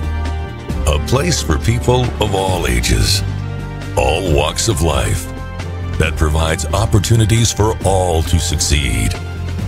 We do that. We're the why. Build more than muscle. Build a stronger community. Back here at halftime, Dar Danielson, Laura Leonard, and Coach talking about the rain out in the Gulf, and that's just about everything for at some point here. This year, Laura has been rained out, and then the other night I had to fire up the lawnmower again and mow because all the rain that we've had recently. And I think I'm gonna not jinx it, but I think we're gonna get a drier weekend, a little warmer this weekend, hopefully. And tonight, coming out of work, I just think, man, it seemed more like a beautiful September football night, didn't it? Coming out. Yeah, and even the weather played havoc with a couple of weeks ago, where the teams were moving games up to avoid the rain and the lightning and the dangerous weather, and so the weather has certainly played a factor in a lot of outdoor fall sports. Well, for Waukee, you get the ball to start the second half, and the one thing they haven't been able to do is sustain a long drive here tonight. The one score came after they got the ball in good field position down there, but that's something they need to do, is come out and sustain a long drive and get on the board, don't they? They do. They have to set the tone right away once they receive the kickoff. They have to have a long drive, and if you score right away, great, because that does get you the momentum, but you want to be able to march down the field and do it in a way where you're mixing things up, showing that run, showing the pass, mixing your receivers up, going inside, outside. And so I definitely think you want to hang on to the ball for a long period of time, keep it out of Johnston's hands if you can, and go down and score. Because we talked about their defense, Johnston, and they've stopped Waukee, but then the offense has done something with it too. They haven't just, gone 3 and out and made the defense come right back out there, and they've showed a wide variety of run-pass options, and then the quarterback can run or throw, and so they've really made it tough on this Waukee defense tonight here. Yeah, they have. They've mixed it up very well, and you're right, the defense holds, and then the offense comes onto the field, and they reward everybody by getting the ball in the end zone, and so they're playing very well right now, and I just think it's all starting on that defensive side of things. But I like the way that Nord is running the offense as well. Talk about this Johnston team again. Last year, I think they were probably the team that came the closest to knocking Dowling off the perch, and keeping them from that. Dowling scored in the final seconds of that game last year, and it was the opening round. Was it open round playoffs? I think, yeah. And, and Johnston really was poised there, and now they come back out, and this year I talked with the coach a little bit about it. They came out with a high ranking there, but he said, we like that. We like having the spotlight on us because that's what we want to become, is one of these elite teams that goes. They've never made it to the semifinals and played in the Unidome so far, and they haven't won a football title. So, that's what they've been focusing on here. Well, a couple of good goals to have, and position yourself to where you first thing get into the playoffs, and they're in, win or lose, they're going to be in. And then win that first round game, continue to march through, and then check those goals off the list, get to those semifinals, get to that championship game. I think that it is up for grabs this year. Dowling up 68-6 on Sioux City North. And that looks like it's in the second quarter. Second quarter, yeah. That's not surprising, knowing Dowling. But then back to Waukee, and not to make excuses, but you got to lay it out there. Injuries, Yehweh, Espeland. There was a couple other, I know that Yehweh had an ACL. There was 2 other players, too, that the coach is talking about that were key players. And depth is and that's the thing that Johnston's Coach Woodley's harped on, is building that depth, and Waukee's tried to do that too. But when you have the injuries, you get to this point in the year, it kind of robs you of some of that you need. Well, it takes away a lot of the options, and I think we talked about it early on in this ball game, where a lot of the workload is going to go to Randall. Now, we didn't see him a whole lot, and he didn't have a whole lot of opportunity in the first half to do a lot of things that we've seen him do in the past. But I think they've got to spread it out and be able to get other people involved and take the focus off of Randall, let him get loose so he can drop back and throw some of those passes. Because I know there's a couple players that play both ways. You know, Zach Eaton and comes to mind, and Coleman, and I think that's in a case where those guys are so good you just want to keep them on the field out there to make plays, you know. But both these teams don't have a lot of two-way players, but when you start eating into that depth, it does hurt you. And Waukee's seen some of that. But as they added a little more time on here as they're warming up here in the second half, so it's going to be interesting. And I think this first drive coming out here at the start of the second half might kind of tell us a little bit how it's going to go. Yeah, I would agree with that. And, you know, they've made some adjustments. They talked about a lot of things in the locker room at halftime. And it's just going to be interesting to see how they respond and how they're going to try to beat this Johnston defense. It looked like the Johnston defense was, I mean, they were so quick to the spot and quick to plug up the hole and quick to get into the backfield. They're going to need to try to get those defenders, bump them off, get them off their path on their course to the quarterback and try to slow them down. Yeah, and I'm text Pat Curtis. He's doing the Yankee Centennial game tonight. We'll see if we get a score out of that one and one of our other games. And then Dowling, of course, rolling up against Sioux City North. And that's another thing, you know, you wonder, too, we saw the other night, Valley against a good Ames team just kind of came out and overpowered them. And some of these late games, you're not the competition is as tight as this one, to put it kindly, you know. Yeah. And I think this is a good, whichever team winner, you know, the winner and the loser are going to come out a little bit better in this one because they've had a good, hard-fought game here tonight. They're going to have the edge and the advantage going into next week's playoffs games. And you're right, that game that Dowling's playing right now, rolling over Sioux City North, that you know, the advantage of that one is they're going to get a lot of second, third, and fourth teamers in there to get some snaps. And here's the kickoff from Johnston. Taken and fumbled back there, but brought up to the 10 and then knocked down is Odell on the return. So again, and that's been one of the issues too tonight for Waukee, starting in not really good field position. Really only one series that I can think of, maybe two, where they had really good starting field position. Well, when they got it down there at the 37, that was one play. That was, yeah, and that was, yeah. And that was, yeah. So Mitch Randall brings him out here to start the second half. And fakes it. Randall keeps himself up the middle. Got some room. 25, 30, 35, 40 off the outside and out of bounds. And couldn't quite get beyond the defender. But there you talked about it, Laura. Mitch Randall comes out right away and gets the big pickup. A 30-yard pickup on first down. Well, that's what you need to do is, first of all, get you out of the shadows of your own end zone. Gives you a little room to breathe. And now you have a lot of options here. Get you thinking about Randall running, and then he can either hand it off or pass now, as you said. Yeah, more options. Slot comes in motion. Fakes to Lindquist, rolling out. Looks for Odell on the comeback, and can't get it there. Coleman defending. Again, rolling to his left and having to throw across his body to try to get that ball out there to the sideline. So brings up second down. And their first downs have not been real good either. That's been another issue for Waukee tonight, not getting a lot of yards sometimes on first down. And when they do, seem to have a penalty then on second down. Second and 10 at the 42 here. Randall hands off and cutting up through Lindquist. Gets it up to about the 50, so a good burst there of 8 yards by him. That'll bring up a third and manageable. Yeah, third and a couple, and a good hard run right up the middle. Lindquist just kept those feet churning and kept moving, getting 8 yards. Got Lindquist in there, Romdahl, the up back, with Mitch Randall, the quarterback. Romdahl slides across the formation. They throw it out here to Eaton. Eaton looking for room, gets a block, cuts it free, 40, 35, still going, and finally ripped down by Garrett Gerke.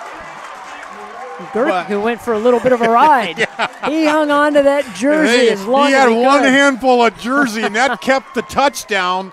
It was a touchdown-saving piece of jersey there, but, you know, you go to your senior, and he just about pulled through there.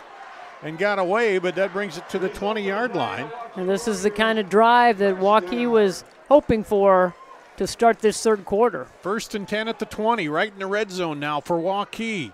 Randall fakes it, rolls to his right, throws across the middle, and it's caught down at the 5. That's Eaton. Goes back to Eaton and picks up 15.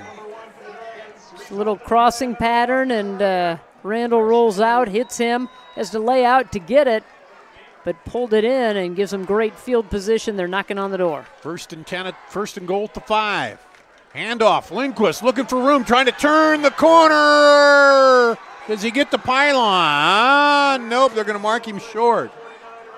Going to mark him at the 1. They stretched it out as far as they could. They kept stretching him out and stretching him out. He tried to reach to get the pylon. And I see so many of those plays now where they reach out and touch that pylon and get this there, but they're going to mark him short. And there's a flag down. I didn't see that. Let's see where that is. And Gerke was slow to get up for Johnston. And I think it's going to be on the defense because he's asked if they want to decline it. So I think illegal substitution. Illegal substitution. Yeah, I think so. They're going to decline that because it'll be 2nd and goal about the half-yard line, isn't it? Yeah, I think it's right there at the half, or they're inside the 1. Yeah, inside the 1.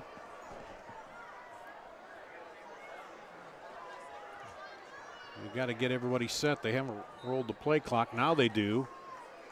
Randall will come up under center. I bet he sneaks it. He does. Pushes ahead. No signal. Touchdown. Waukee Warriors.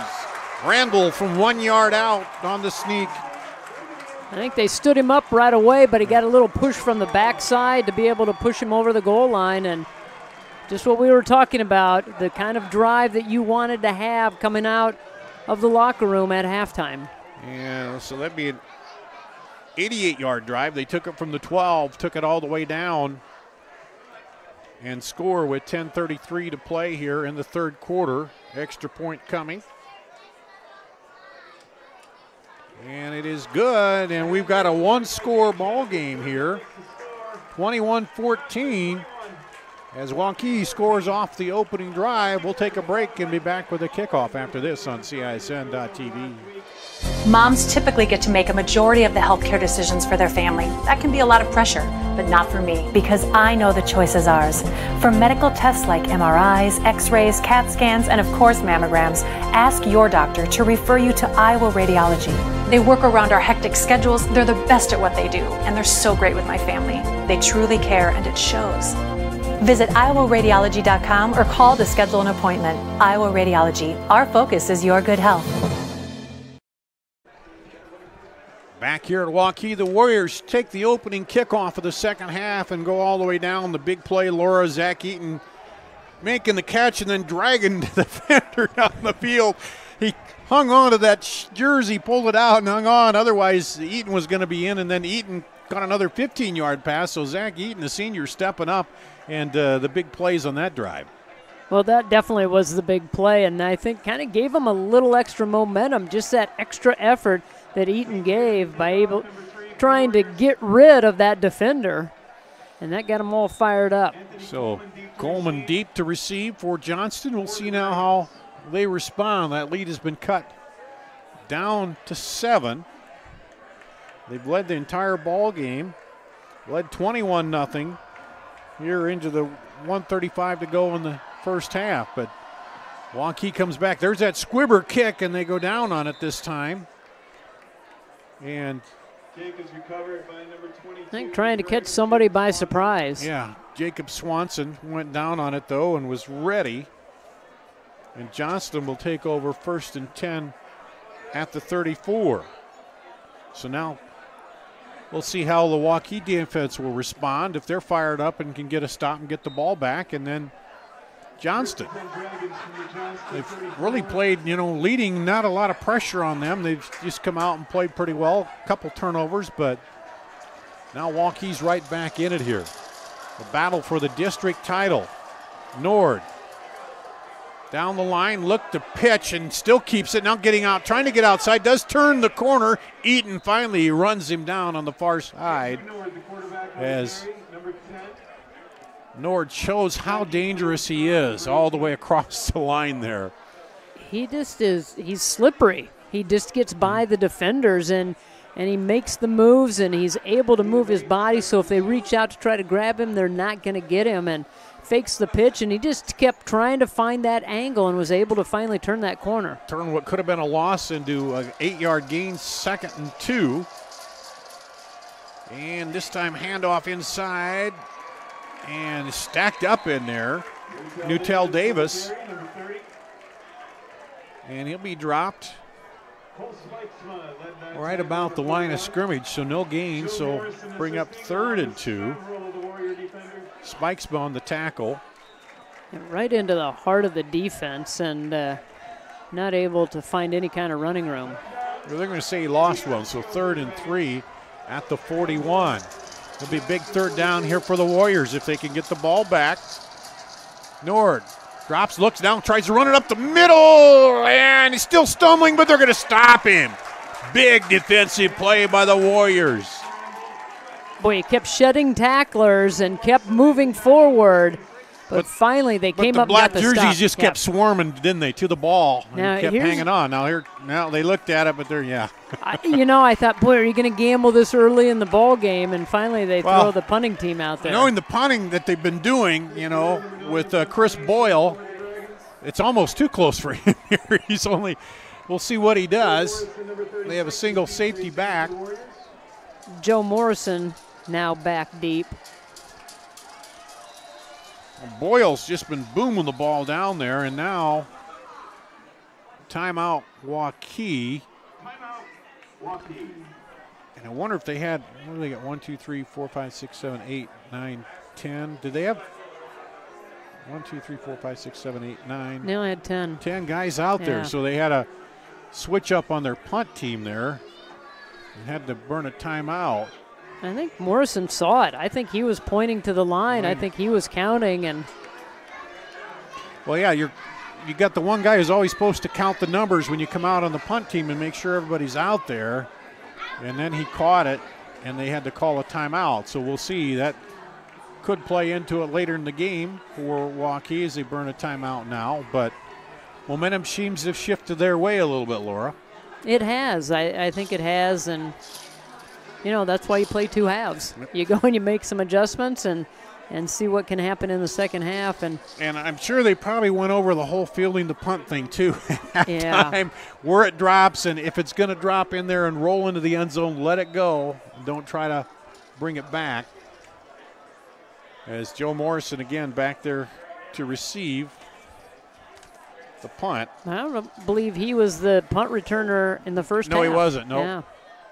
And that one bounces, and he's going to get away. Now that time it takes a bounce back, a Waukee bounce, and they're going to get it at the 18. So Waukee, they took it at the 12 last time and drove it all the way down and got the score on the opening drive. So we'll see if what they do here. They're going to mark it at 18 or 17? 18 looks like. 1st and 10 at the 18. Randall brings him out.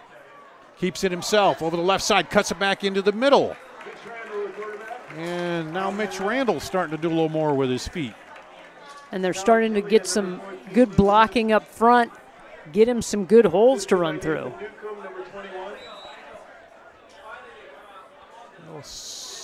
Well, let's call it 2nd and 2, pickup of 8 for Waukee at the 26. Sends a man in motion, rolls right, looking down the field, throws it across, and behind the receiver a little bit, Odell. Or was that Martinez? Martinez and Odell. Odell were both out there. They were both there, yeah. Both, I think, had shots at trying to catch that. And that brings up 3rd and 2. So they took a shot downfield, and they still come back with a 3rd and 2. Here's they send a bunch to the right. Randall hands it off the field, 35-40. Lindquist gets knocked out about midfield. And they're looking for a flag, maybe a late hit out of bounds, but they're not going to get one. And I think everybody was keying in on Randall. Randall, yeah, they were thinking he was going to run it. Now they go to Lindquist, and he had nothing but daylight in front of him. They're going to mark him back at the 48, but it'll be a first down to pick up a 22 when they needed 2, so it's 1st and 10 at the 48. Waukee comes out, scored on the opening drive of the half, forced a punt, and now on the move again. Randall drops back off the fake, looking, throws it out, and Coleman is right there and got the hand in against Odell. It just threw it behind him a little bit. The timing has not been quite right on those long passes, has it? No, it hasn't. And good defense, though, and that's a good battle to continue to watch is Coleman and Odell. Centennial 54-0 over Sioux City West in the 3rd quarter. So that's a continuous clock there, and Dowling is running a continuous clock. So I think we got the best ball game of the night. I think we did. Here comes Randall down the line, looking, and he'll be knocked out on the far side at midfield. Pick up a couple there, bring up 3rd and long. Now a tougher down and distance for Waukee here. 3rd down, 8 yards to go from midfield for the Warriors. We send Eaton down here to the bottom of the screen, wide to the left. Been successful, send him in on the slant. Now he goes and does a move and goes back out, comes back, throws it high. Pass intended for Zach Eaton, it's incomplete. He really had Blake Murray confused there. He went inside, came back out, and then came back, but the pass was a little high. And they're keeping him away from the pressure. They're rolling him out right and left, and again, he rolls out to his left. And I think maybe he's got to get set a little better when he takes that throw, and he's trying to throw on the run, and he's aiming a little higher and wide at times, I think. Maybe if he just stops and turns and sets. But that time he had Eaton came open. Coleman and Brisbane back to receive the punt. Good high punt this time. It's going to bounce at the 20 and picked up there. And then he kind of stumbles and will be dropped at the 15. So right now, field position, Waukee keeps it in their favor here. Alex Lindquist, number 49. As Lindquist gets down there, help on the tackle on special teams. So 1st and 10 at the 16. Oh, big stop there for the Johnston defense. Waukee looked like they had all the momentum and had a good drive going, but then it stalled out on them. A good recovery because they got marched down the field on their defense and gave up that early touchdown. Nord looking for somebody to throw it to, now throws it late out there and just could not find anybody breaking open. Was looking for Murray. Nord was patient and trying to get the receivers to move around, but couldn't quite get it over there, and that brings up 2nd and 10. He was moving and trying to find somebody working open and just could not get anybody to shake the defense. Nord brings him up. Now they'll check over for the play. Adjustment. Moves Rush to his right side. And rolls right, pitches it to Rush. Rush fumbles it and picked up. Touchdown, Waukee! Is that Ethan Stallman? Is that who that is?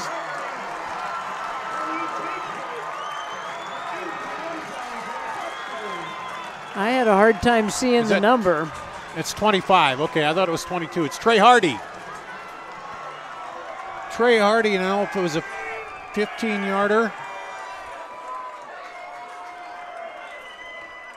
Well, several times we have seen that pitch not handled well by Johnston, and this time it costs them. 6:59 to go here, and Waukee on the verge of tying it all up. And the kick is good. Just inside. Just inside. It looked like it was heading wide, but just caught the right upright. We got a new ball game here. Wow. Well, talk about adjustments at halftime. They did it. Let's take a break. We'll come back with a kickoff after this on CISN.TV. The other guys, they think they know what special means. At Godfather's Pizza, we do special, and we do it better. We add the T. There's a Godfather specialty pizza with your name on it. Classic combo, all meat combo, hot stuff, taco, yeah, even veggie and more. All of them piled high with the best toppings and 100% real cheese. Treat yourself special. Order specialty pizzas from Godfather's Pizza. Back here at Waukee, the Warriors, 21 straight points now to tie it up, 21 all. The last one was a fumble recovery and return by Trey Hardy off the fumbled pitch, and Waukee they were down 21-7 at half, took the opening drive all the way down to start the third quarter, scored, and then got them back in deep field position, Laura, and then that fumbled pitch, and they take it in, and we got a whole new ball game. Well, it's just little things like that you play the fundamentals, you work your way down the field on your first drive, you get the break defensively because you've pinned them deep in their own territory. You're able to pick up that fumble and run it back for a touchdown. All the momentum on the Waukee sideline. That's the third fumble turned over. There's a high bounce off the turf. Picked up and looking for room is Coleman. This is brand new turf they installed this season. Of course, it's been through the weather, the rain, and everything here. And that time, man, that one took a huge bounce. Well, and I think that's what they're trying to do with these little squib kicks is get that funny bounce, try to get down there and cover it as it is a free kick. And who knows, like that punt where they got their first score, it took a hard bounce off a Johnston player. He was running upfield, and they get it back and they score. So the Waukee fans are now up on their feet, and we got a whole new ball game here. Andrew Nord brings them out now with the game tied. They scored the first 21. Waukee scored the next 21. Handoff up the middle. Spinning into the pile is Newtell Davis. And a pickup of 3. Here in the third quarter, it's been tough going up the middle. Not a whole lot of running room. And here's where, too, Johnston, you got an experienced senior quarterback. No need to panic. Try to get a long drive together here and kind of get your legs back under you. Nord down the line. Looks to pitch now. Keep it and gets hammered down behind the line of scrimmage. Was that Hardy again? Yep. No, that was 29. Which is, let's see. I don't have 29 on my list I don't here. have a 29 on my roster either. I don't know who that is. Well, whoever it was a great tackle. Yeah. Alex Lindquist comes back in. So 3rd and 10, 3rd and long at the 24. Wings it out and incomplete. Had he caught it, he was going to be short of the first down anyway. So this Johnston offense, it looked like a pretty well-oiled machine, but for a couple turnovers in the first half that didn't end up being points. But now they've had a couple miscues here. Now forced the punt. Now, so far it's been a tale of two halves. And Joe Morrison back deep to receive and almost blocked in the punt. This one bounces. Morrison will pick it up at the 30. Looking for room. Slips a tackle, gets up to the 37 and is thrown out of bounds. Where Waukee will take over. Number 36, Joe Morrison. Well, the Waukee defense is just as impressive here in this half as the Johnston defense was in the first half. They have really slowed down the Dragons. Well, and it's been containing Nord, too. He's had to go down the line, and still looking and looking for receivers, and they've really kept him in check. Yeah, it looks like they might be spying on him, having somebody assigned to him, and that's your only assignment. Here's Randall. Sends Romdahl across the formation, hands off to Lindquist. Plows up the middle, keeps going. When you see just new energy in those legs, don't you? Every player, Waukee, that gets that ball is just moving here. After the comeback. Picks up 3, 2nd and 7. Coming up on 5 minutes to play here in the third quarter. 14 points in the third quarter by Waukee to tie it up. They're looking for more now. Mitch Randall takes it himself. All the way through, up across the 45, and he'll be close to the first down. Looks like they're going to mark him about a yard short. He just waited and waited for that hole to open up, and he was able to shoot right through it. Now quick tempo. They're going to get up to the line, looks like here. Well, it looked like they're going to try to come up and run it fast, but now they're stopping, and they're going to get Eaton in there and Romdahl back in there. Yeah, they want to get the right personnel in. I don't think they had what they wanted. Send Zach Gaines out. Hand off, Lindquist, and he'll plow across up to the 50 for the first down. Just always moving forward. You get the ball in his hands, and he's going to get you positive yards. And they've got the Johnston defense back on their heels right now. The result of the play is a Waukee Warrior. 1st and 10 at the 50-yard line for Waukee. 3 straight scoring drives for them. Well, 2 drives and 1 fumble recovery for a touchdown. Fake to Lindquist, rolling. Randall rolls out, throws it downfield over the head of Odell. Had him, and Odell's a little mad at himself, just a little high, but he didn't quite judge that and go up for it. Yeah, I think everything has been high, though, from Randall, it seems like tonight. And but it just was right off the top of the fingertips of Odell as he rolled out. Odell was moving with him, and they had him, but just a little too high. I think Randall debated, should I pull her down and keep running, but then he saw Odell, the big receiver, coming across there. There's a fake to Lindquist. Now Randall will keep it himself over the left side and up across inside the 45. Into Johnston territory. It'll bring up 3rd down and about 4. A manageable 3rd down for Waukee at the 44. They look to the sideline. 3rd down, just over 4 yards to go for the Warriors. Odell's wide to the right, Eaton wide to the left here. They got the 2 slots in. Randall rolling right, throws back left to Romdahl. Romdahl inside the 40, 35, 30. Great play call there as it's a first down for Waukee. They take everybody on the rollout, everybody on the defensive line rolls with them. He throws it back across the grain and finds Romdahl. 1st and 10 at the 29 for the Warriors. It looks like Aaron Potter is down. A little slow to get up. Defensive tackle for Johnston.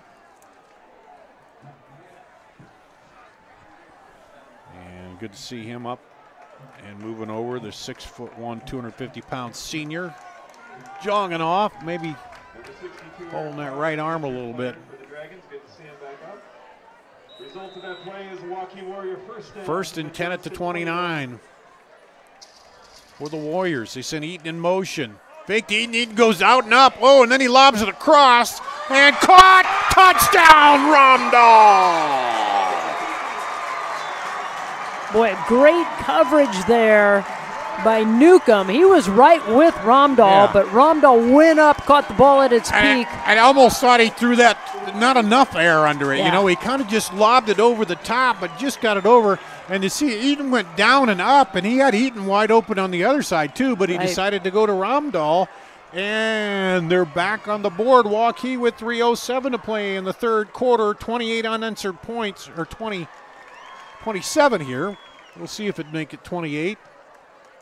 And he just sneaks it in there. It's good again by Jaden. He has not missed a PAT this year. And now Waukee, their first lead of the ball game, 28-21, 3:07 to play in the third. Back with the kickoff after this on CISN.TV. Moms typically get to make a majority of the healthcare decisions for their family. That can be a lot of pressure, but not for me, because I know the choice is ours. For medical tests like MRIs, X-rays, CAT scans, and of course mammograms, ask your doctor to refer you to Iowa Radiology.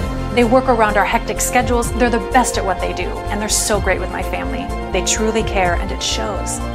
Visit iowaradiology.com or call to schedule an appointment. Iowa Radiology, our focus is your good health.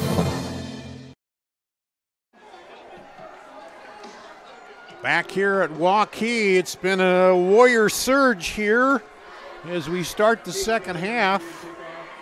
And that one little play, Laura, on the punt that went awry off of Johnston, and then they got a short field and scored, and that just kind of flipped the momentum there for Waukee. Otherwise, you're looking that they go in down 21-0 at the half probably.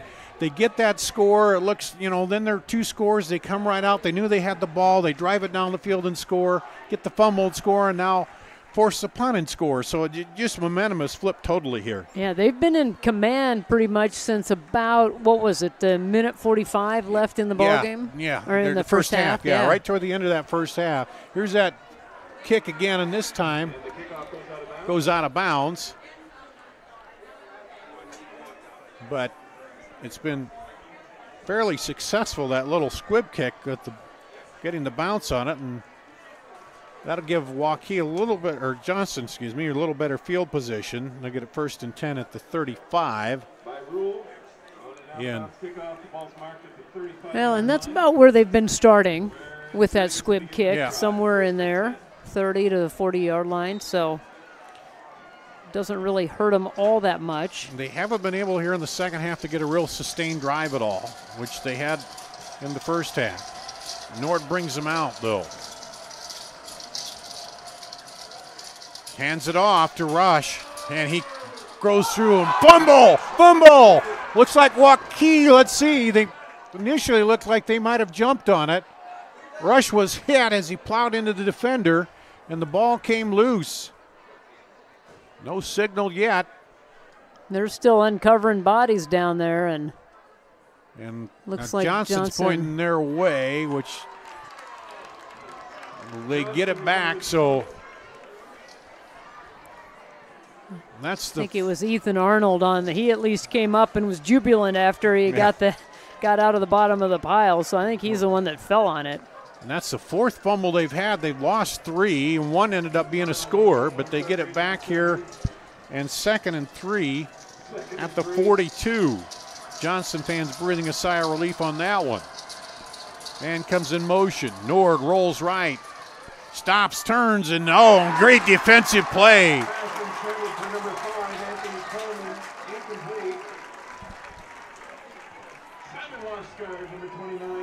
Simon Lofsgaard is the number 29. I was waiting to hear what the PA announcer said. They didn't give me that number. So we're both hurriedly trying to write that down. As he made a great play. Timing was perfect on it. Got that arm out in front and was able to knock the ball away. 3rd and 3 at the 42 for Johnston.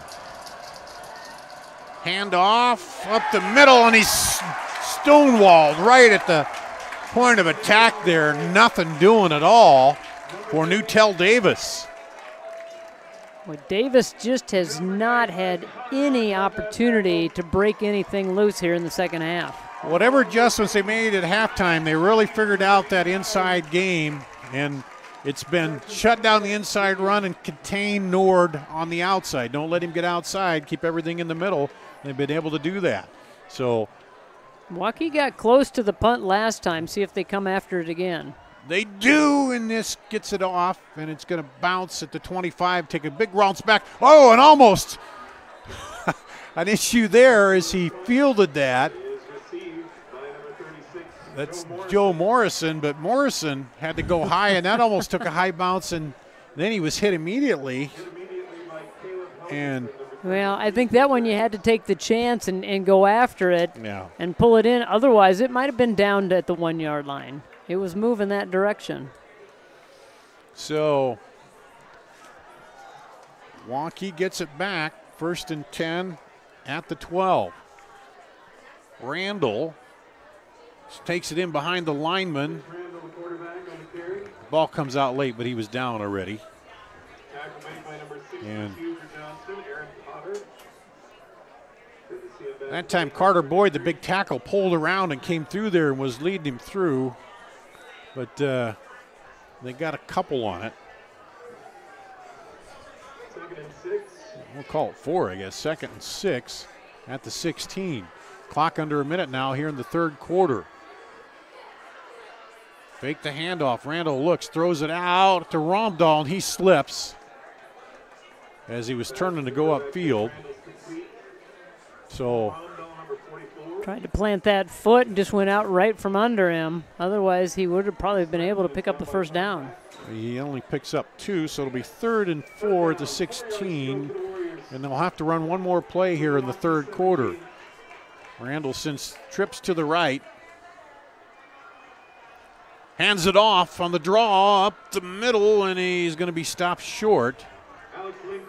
Lindquist on the carry, but he'll be stopped short of the first down up to the 20. And that'll be the last play of the 3rd quarter.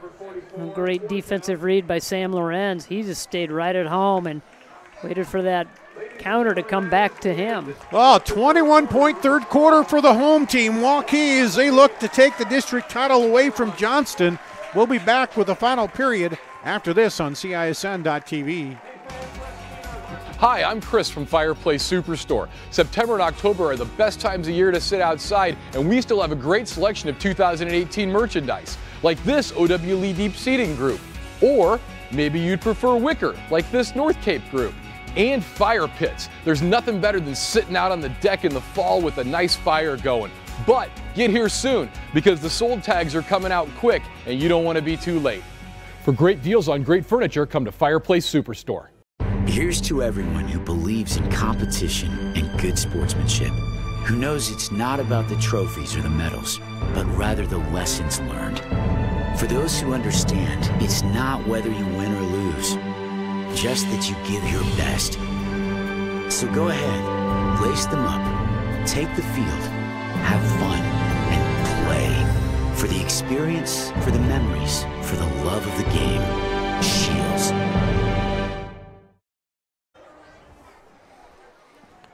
Well, here we go, 4th and 2 at the 20. 4th quarter begins. It's 4th down. For Waukee, they're in it to punt it away, and Johnston could end up in pretty good field position here.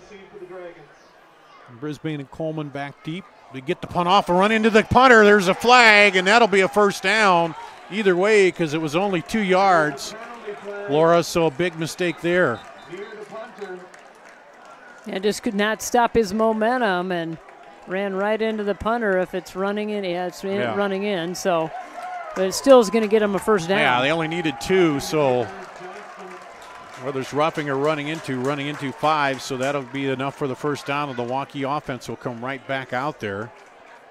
And gambled a little bit, tried to come after it. They were deep in their own territory. If you could get a block, but then you risk that of running into the kicker or roughing the kicker and giving the ball right back to them. It's either that or, you'd think, well, maybe we get Coleman bust loose on a return, but they went for the block and end up roughing. And that's 1st and 10 at the 25 for Waukee. Lindquist gets it, and he's stopped behind the line of scrimmage. And Colby Svetska on the tackle for a 2-yard loss. Second. Defense is starting to step up a little bit, a little bit for Johnston.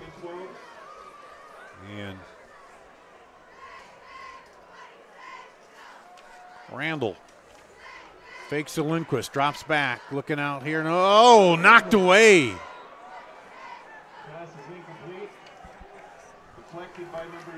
Well, kind of trying to set up a screen, I think. They had the center, Mason Hale, all the way out there. Yeah. And with Romdahl, but Ty Puck right there, almost able to get that interception.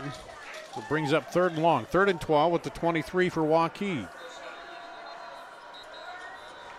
And timeout Johnston. And they want to talk this over. A big 3rd down for them. I think they had too many men on the field. Is that okay? If I could count quick enough, I think that's what happened. It looked like they might have had 12 men on the field. Well, both teams 4-0 here in the district, playing for the automatic bid and will likely home game here to start off the playoffs, and kind of exactly what we expected. Two teams, you know, they respect each other and they played hard, and some turnovers and some mistakes, but, you know, overall, pretty good back and forth ball game here. It really has been, and two different halves. You know, defenses on both sides stepping up in each half respectively, and the Waukee offense really came to life here after halftime. And one defensive touchdown thrown in there too. But, yeah, they looked like Waukee's offense was just grinding along, and Johnston's defense was had them handled pretty good. We got to get these cords. They're long cords, and I keep stepping on them. We keep them tangled up here. There we go. Oh, I'll pull that cord over the top. The stuff that goes on behind the scenes in the booth here. So here's 3rd and 12. Randall hands it off, and they're going to plow ahead and just kind of play that a little safe with Lindquist, and he got maybe 4 yards on that. Being a little conservative, trying to use a little clock. Yeah, and then hope. The last time the punter got run into and kept the drive alive, but this time you'd think they hoped to get a good punt off. Coleman and Brisbane back there again. Deep for Johnston, back about their 32. Walsh to punt. Good snap. And he gets it away under a little pressure. And smart move by Coleman. Came up. Didn't mess around. Fair caught it right up there at the 44. Gives them the ball in good position. In great position. Probably the best starting position they've had here in the second half. Yeah. So Johnston will take over, 1st and 10 at the 43. And we saw Randall kind of break through on a few runs there that kind of got the offense jump started. Let's see if Nord maybe does a little of that himself here. As Johnston comes out on offense, trailing by a touchdown, 10:29 to play in the ball game. Drops back, wings it out, and over the head of Blake Murray on the far side. Trying to get that quick hit. That's the way they started the ball game, with that kind of play. Yeah. And just a little bit too high for Murray. Brings up 2nd and 10. You want a good play here. You don't want to squander the good field position at this point. Although, with the way they punted it, you'd think they could get him back in, but you don't want to go 3 and out. You definitely don't want to go 3 and out. You got to get some positive yards here, make it manageable on 3rd down. But in motion across the formation, handoff for Coleman, looking for room there, and sneaks up to the 46 and is met. That's Blake Murray, excuse me, not Coleman. And he's dropped there, so he picks up, well, let's call it 3 maybe. It's 3rd and 7. The 46. We'll see what the play call is here. As the Dragons look to the sideline, under 10 minutes to play in the ball game. District title on the line.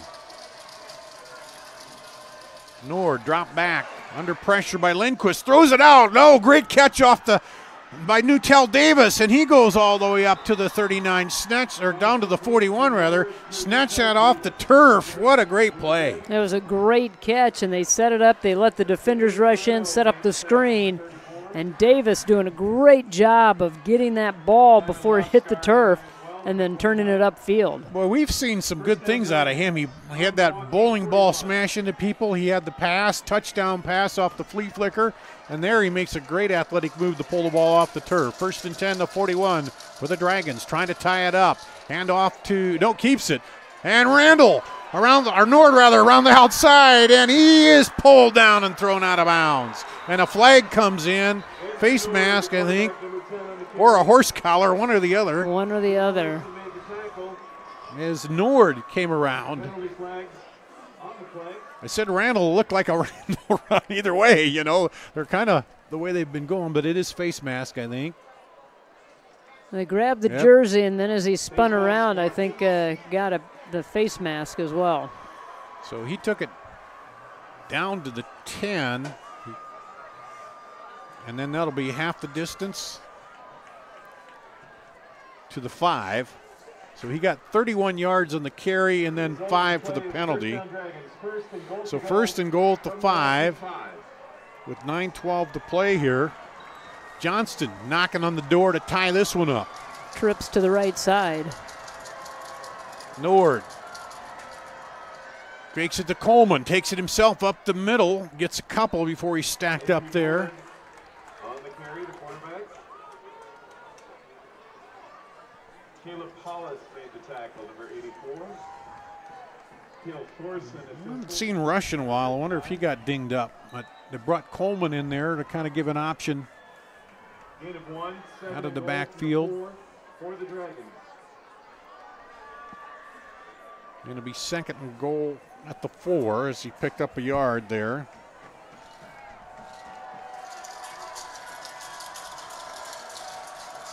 This time twins to the right, one receiver to the left. That's Newtell Davis over there. Nord will take it to the right, trying to turn the corner and almost gets by the pursuit, but they run him down as they run out of room.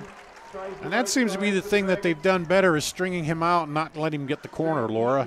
I mean, beside the one run where he got it down here, they kind of tightened up in that first half, and they've kept it for the most part here in the second half and containing him. So he got 1 yard, 3rd and 3. They had 1st and goal at the 5. They've gained 2 yards in 2 plays. Let's see what they do now. See if they get the ball in Davis's hands. He's just a bruiser. Yeah, Newtell Davis right next to Nord. They hand it off to him. He plows through. Is he in? Oh, right to the goal line. Right to the goal line. Wow. Looked like he was just going to bowling ball it in there, so 4th and 1. So what do? Go for it? You definitely go for it now. You're that close. You're right on the goal line. You've got runners, especially Davis, that can just push the line. Yeah, about half a yard. 4th and goal at the half-yard line. For Johnston trying to tie this up. The battle for the District 6 title. Newtell Davis is in there. They got 2 up backs. Nord hands off to Davis. He tries to jump over the top. I don't think he got it. Did he? Second effort. What's the call? They're trying to unpile him. I'm not sure. No, is it? Touchdown! Touchdown! Had to wait for it.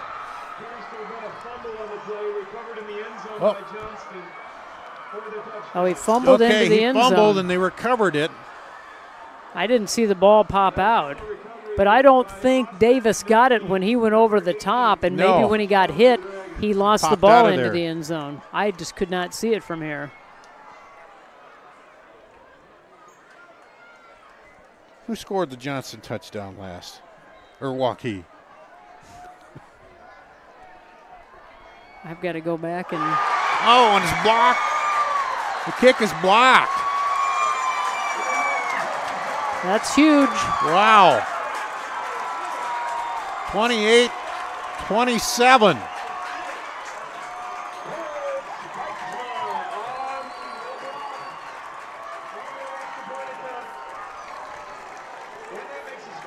And that makes it 28-27. 6:51 to go here.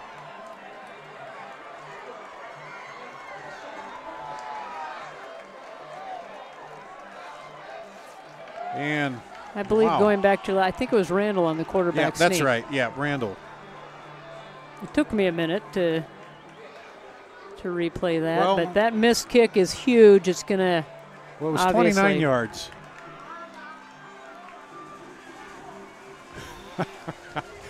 I didn't write it down. I'll have to go. I got too excited. We'll have to figure it out. Anyway. So, a 1-point ball game, 6:51 to go. Waukee will get it back. And you can't really sit on it here. You got to come out and work it and try to work the clock down and get a drive going again. But that's... Yeah, you don't want to give it back. You want to have one of those long drives that they started the third quarter with. Just march it down the field, take your time. Both teams have 2 timeouts left.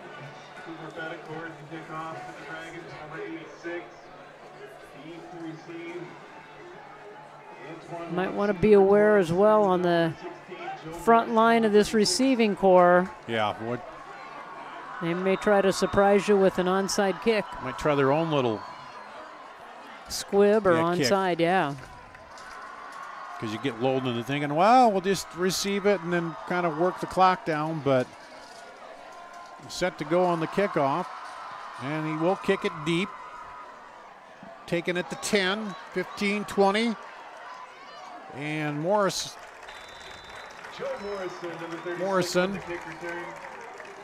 brings it up to the 26-yard line. So Waukee now with a 1-point lead. We'll take over 1st and 10 at the 26. 1st and 10 Warriors from the Waukee 26. Got to think that they'll keep it on the ground here, try to run some clock, pick up first downs. And tripped up by Eaton. Eaton tripped up. They held them last time, Johnston, and they got the ball, as I said, in good field position to 43 and then drove it all the way down and scored. Gain of 1. They'd like to do that again here, I think, as they pull them to 1 on first down. 2nd and 9 at the 27. Randall rolling right. Throws it out there to Eaton, and he caught it. Oh, what a catch by Eaton. Wow. Boy, over-the-shoulder catch. Of Cal Killian. Killian right there with him. They both wrestled for the ball. But what a catch. Mark down another big play for Eaton here for Waukee. 1st and 10 at the 49. Now under 6 minutes, just under 6 minutes to play here in the ball game. And there's too much motion there. Romdahl was sliding across and then somebody else moved. And those were the mistakes that they made in the first half after they've gotten the positive momentum of the big play. You go from 1st and 10 to 1st and 15, and yeah. And at this time in the game now, 1st and 15, it makes it a little bit tougher to try to pick up those yards. 5:45 and counting now. They'll come up. Randall fakes a handoff, rolls, throws across to Odell, popped out of there. Off the big hit, Coleman picks it up, but they're saying no, incomplete, and Odell is hurting as he took a shot in the ribs. He sure did. He's going across, and Randall hit him right in the numbers, and he had it, but boy, he took a hit. He took a pop. Coleman was one of them in there. And that stops the clock with 5.5 to play.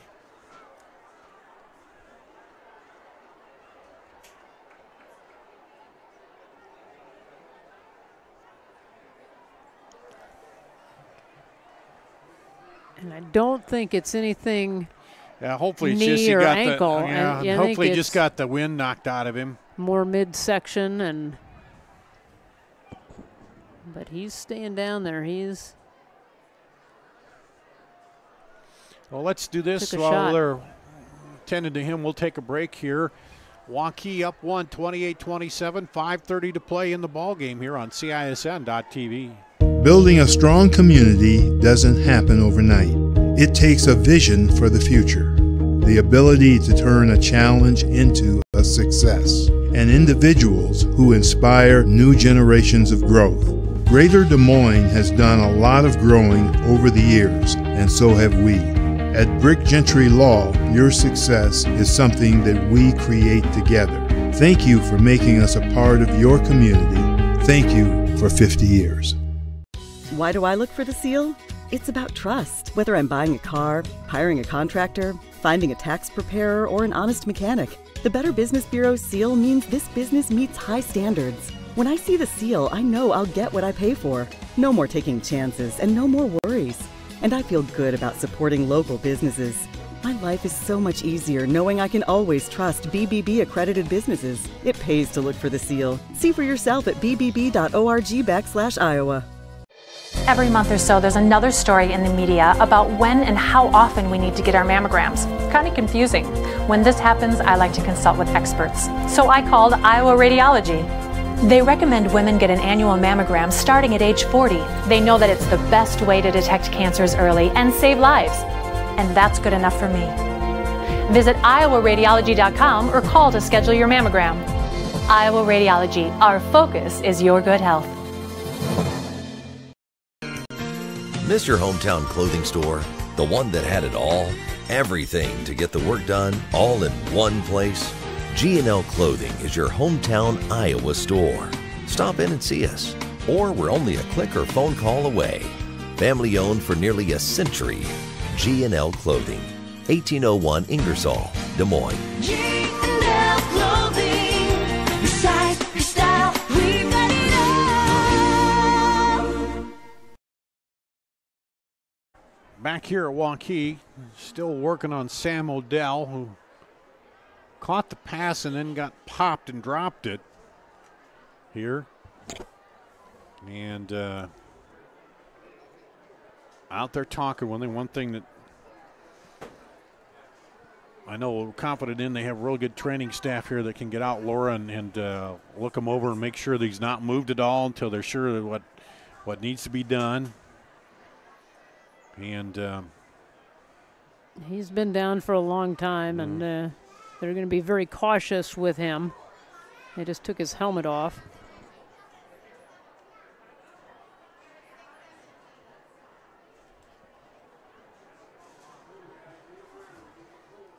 He's moving his arms and his head a little bit, but I don't.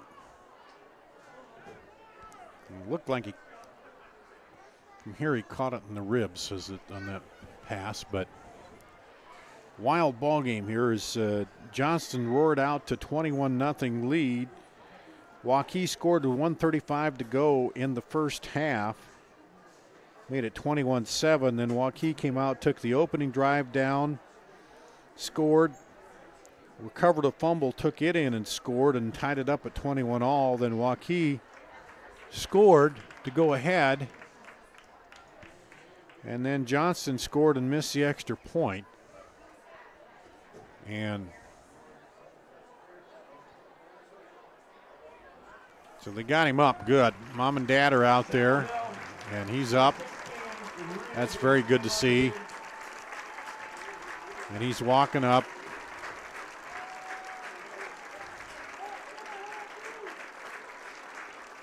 And that's one of the things you hate to see as a parent, your kid down there. And he's in obvious pain, Yeah. and they're going to get him to the sidelines and work on him and hope that he comes out all right, that yeah, he just took a shot and he'll be 6'3" junior. He's a great wide receiver. And now we'll get back to action. And Randall rolling and throws it in over beyond Romdahl. He had to get rid of that. Yeah. The pursuit was there, and he did a jump pass just to be able to get rid of that.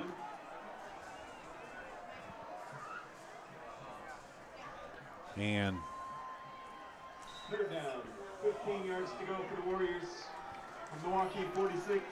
So 3rd down and 15 at the 46 for Waukee. Handoff to Lindquist. He stumbles ahead and just gets dropped as it looked like he might be picking up some momentum, but he gets just to the 50, back just short of the original line of scrimmage. And Gerke just lowered his shoulder pads and tried to knock him off course, finally knocked him down. But here again, here's a situation where the penalty puts them behind the chains. They aren't able to pick up the 1st down. Now they have to kick it back. And then that whole the injury kind of put everybody, on pause there for a minute. But here's a chance with a good punt. They could pin Waukee back there, or excuse me, Johnston back there. And it's going to drop and go out of bounds over about the 22. Let's see where he marks it. No, he's moving up further. Way up, farther than that. 25? 25, yeah. It's always hard to tell on those angles, so. Well,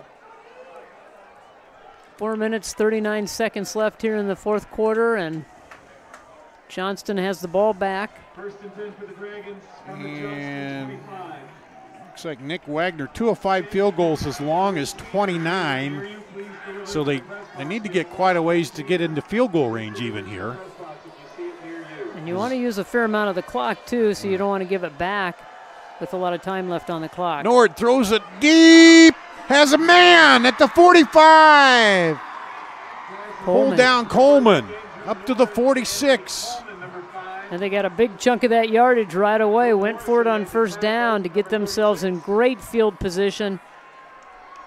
Well, we mentioned Eaton and Coleman in the opening, a couple guys that play both ways and have really played well here. And now Coleman comes up with the big play to get Johnston down 1st and 10 at the 41. Make the handoff. Nord keeps it himself, still going, gets it outside, 30, and is pulled down, wrestled down from behind. Finally, there by Morrison. And a big run by Nord. Johnston not wasting any time. 2 huge plays back to back. 15-yard chunk of change there for Nord on the run. 1st and 10 at the 26. They trail by 1 here. They're even thinking field goal. They want to punch it in. As we come upon 4 minutes to play. Fumble by Nord. Picks it up himself and is tackled for yard loss, but well, he mishandled the snap, and he tried to crouch down behind the line to see if a hole would open up, and nothing really did. He tried to make the most of it. I wonder if that ball's been a little slick out there tonight. It did cool down a little bit, and we've seen a lot of high passes and kind of fumbled and mishandled balls. And of course, it could be the intensity of play, too, here. 2nd and 11 at the 27 for Johnston. Clock rolling, 3:25 to play. Nord rolls right, throws it out, caught on the far side, but he's not going to pick up much. To Murray. Zach Eaton made the stop, number 18. Well, Did they even pick up a yard? I don't even think they did. So do you get part of it here and go for it on 4th down? Well, yeah, because, I mean, you're not, 29's the longest field goal. You're way out of that range. So, I think you're 4 down territory because you might not get the ball back. Right. Nord trips right. Throws across the middle behind the receiver. Incomplete. And they're flagged down. Roughing the passer? Roughing the passer.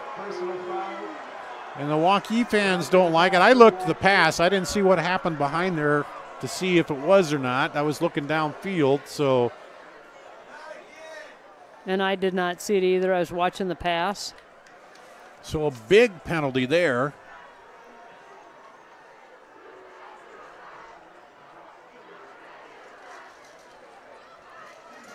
We'll move it down to the 14. 1st and 10 at the 14. So now they're about in field goal range, but plenty of time here with 3:13 left for Nord. Sends Coleman, pitches it back to Coleman, looking to turn the corner. Can't find the edge, he's ripped down. Great defensive play there. And who else? Zach Eaton. 5-yard loss. They just kept stretching it out. He could not find anywhere to make the turn and get it up the sideline. Yeah, it looked like early he might turn, but he couldn't. They just, black shirts kept coming up. And you're right, he just couldn't get it turned around there. So 2nd and 15 at the 19. Clock under 3 minutes to play now. For Johnston, trailing by 1.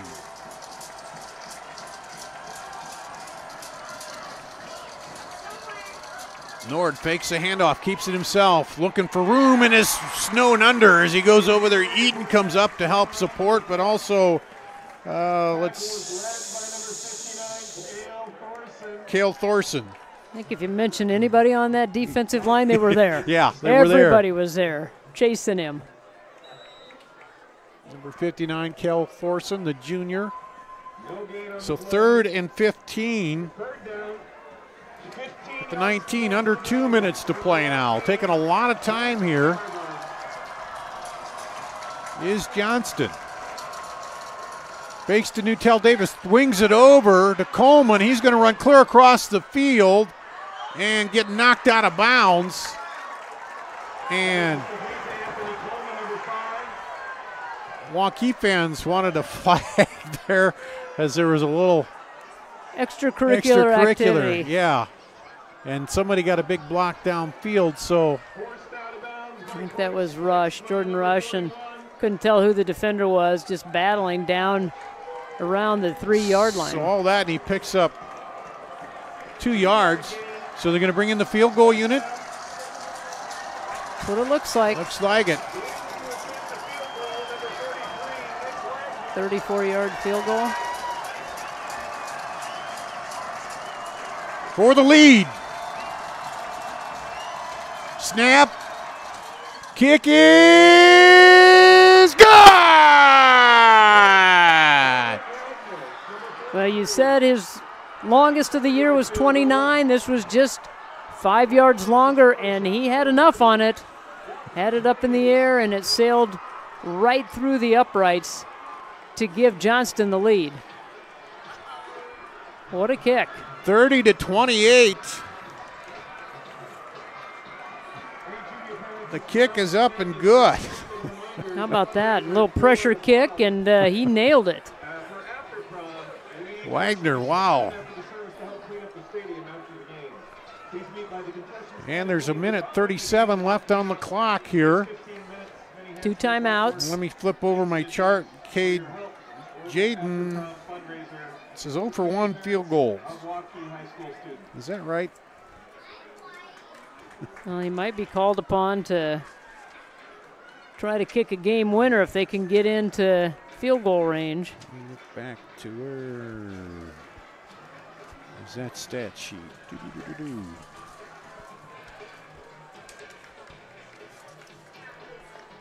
Wow. Well,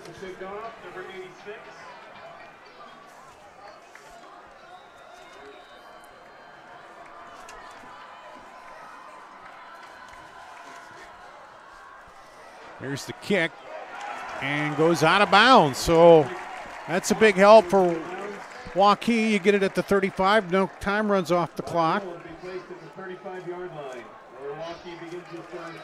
And so you got a lot of options. You got the 2 timeouts. You can work the middle of the field. You can work the sidelines. And preferably, they'd like to punch it in for the touchdown. Yeah, they'd like to not have to rely on a field goal. Take it in here. I can't find my overall stat sheet on the field goal kick in there, but I wrote it down as 0 for 1, so we'll see if that's right or not. Fake the handoff, slant, caught, and slipping up ahead across the 50. Is that Eaton? Yes, Zach Eaton with another big catch. Slant and the good hands, the quick hit. Gets him a big chunk of yards on first down. They'll come up to the ball quickly to the 49. Handoff, Lindquist plows up ahead. And they've got 2 timeouts left. Waukee does. They can't Don't want to take a lot squander of too time. much No. time. Randall. 1:10 and counting here. And off the Lindquist again, bust through across, and he'll be close to a first down. No, they're going to mark him short. Looked like he had it there. We go under a minute to play. 3rd and 1. They need to hurry. Waukee fans not happy. They thought he got across for the first down. Dropping back, looking, rolling, throwing downfield, incomplete. And they wanted the pass interference. Yeah, now. Jalen Martinez is begging for the pass interference. Well, it does stop the clock for him, and Puts 4th him and 1. In a precarious situation, though, at 4th and 1. You'd almost thought they'd have run for that because it's on high school. You stop the clock on first down. So now 4th and 1. This could be the ball game right here. And he'll keep it himself. Randall breaks through the line and up down to the 31-yard line. 1st and 10 for Waukee. They'll have to get to the line quickly as soon as they get it set. 41.4 seconds to play. He might spike it here. And he does. Clocks the ball. Still got 2 timeouts left. 38.2 seconds to play. The only thing about that is you lose the down. Yep. So now you're only working really with 3 downs, but you have the 2 timeouts left. We'll see what they do. They got trips to the left. They haven't taken a lot of shots downfield here. Dropping, looking, pressure, throws it over. Martinez over his head. Looking for the penalty there. Nothing called. There's good coverage. Of course, all the Waukee fans see interference, but that took about 8 seconds off the clock.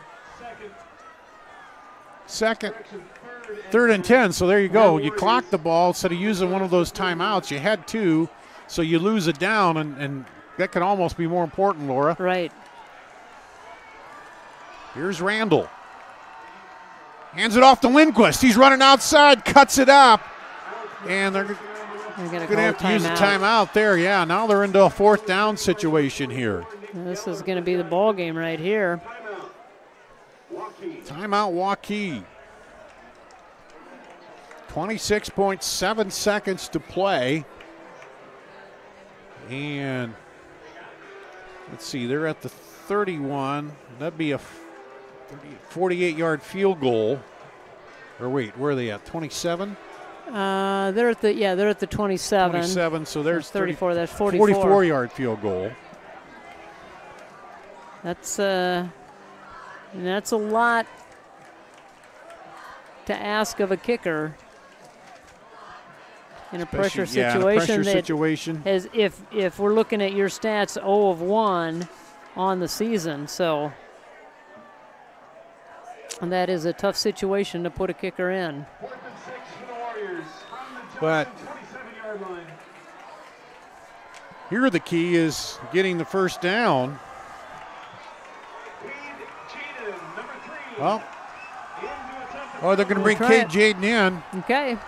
They're going to spot it at the 35. It'll be a 45-yard field goal here.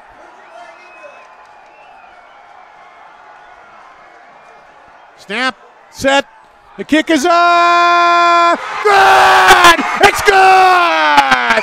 35-yarder with 22.4 seconds to go. Waukee takes the lead back. And I'll tell you, he put his leg into it, so you could hear the fans yelling, "Put your leg into it," and he did, and he cleared it by a lot. That is one heck of a kick in a pressure situation. 45-yard field goal to take the lead. 31-30. Waukee with 22.4 seconds to play. Alex Walsh holding it. Jaden hammering it home. Well, that's why they call it football, isn't it? That's right. You know, we're up here thinking that they're going to try to go for it on fourth down and try to pick up those 6 yards, but obviously they had confidence in the kicker, put him out there in that situation, and he nailed it. And wow, well, you want a district championship to come down to a point, don't you? Now, I'm assuming they're going to squib it again here with 22.4 seconds to play. Murray, Coleman, and 31-30. Gretchen Murray and Brisbane D3C, along with Russ for the Dragons. The one thing you don't want to do is kick it out of bounds. Keep it in the middle of the field. Make them pick it up and run a little clock. Johnston went ahead on the 33-yard field goal. Waukee takes the lead back on the 35-yarder, and here's the squibber. Bouncing high, handled at the 20. And go down. Coleman gets taken down. It took a lot of time off the clock, though. 17.3 to play. We've seen Nord, he's got an arm, and they've got some receivers that can get some separation. 2 timeouts for Johnston. And you're going to play prevent defense, that's for sure. You're going to put some defensive backs deep. And they got to go 76 yards for the score. Let's see, get it down to probably 50 yards to get into field goal range, but they're running out of time there. Here's Nord. 1st and 10 at the 24. Throws it out. Oh, almost picked off. Almost picked off by Antoine Watson. As they sent 2 receivers over there, and I think they were trying to sneak it in behind to Blake Murray. I think they were, and it went right through the hands of Watson. And prevent defense again here, 13.4 to play.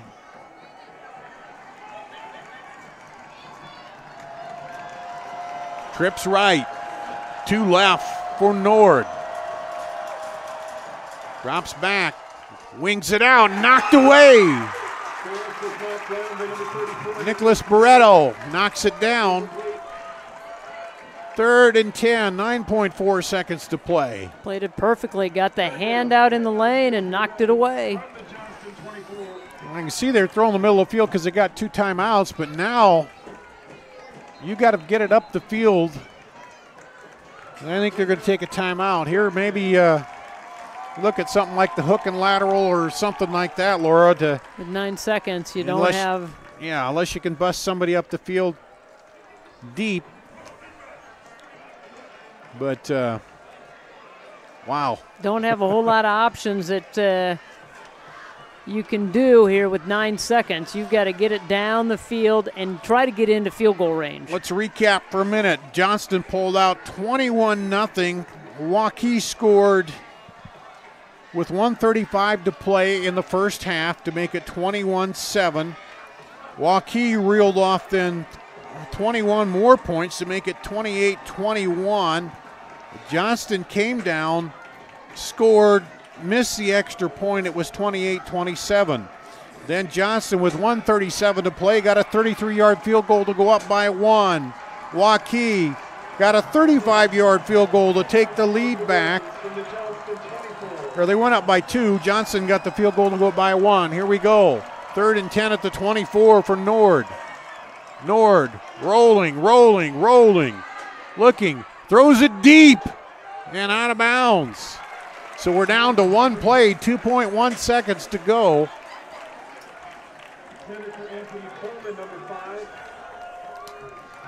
Well, this is going to be one of your, either a Hail Mary or one of your finest trick plays that you can draw up.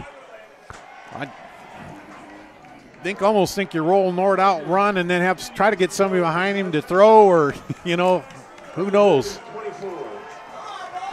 So 4th and 10 at the 24, the final play here. Johnston down by 1. Nord wings it out, picked off. Watson picks it off as the clock goes to zeros. Waukee pulls off the upset.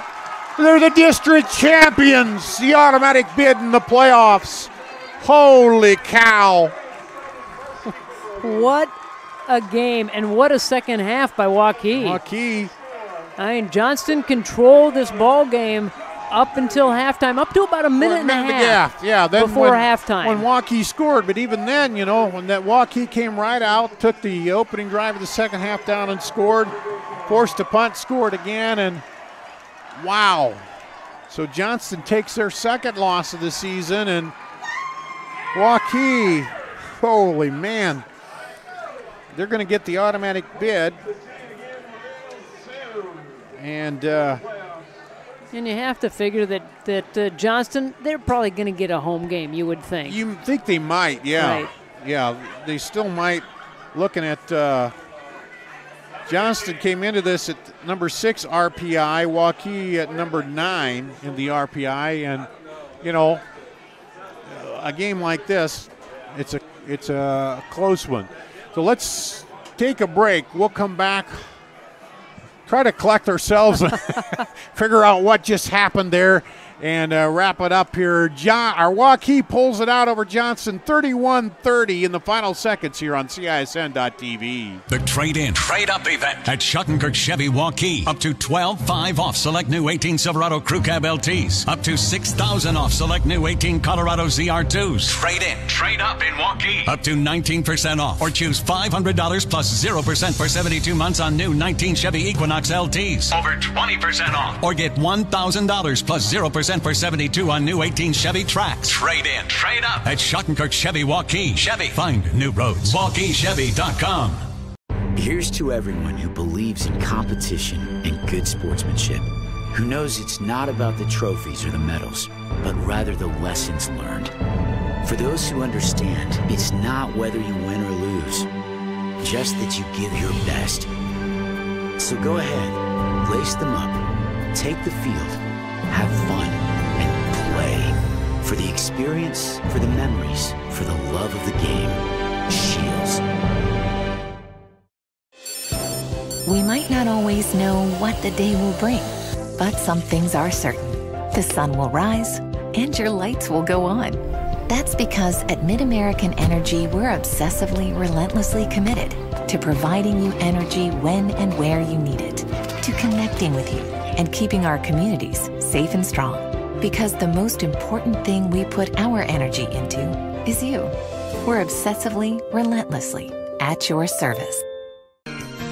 Miss your hometown clothing store? The one that had it all?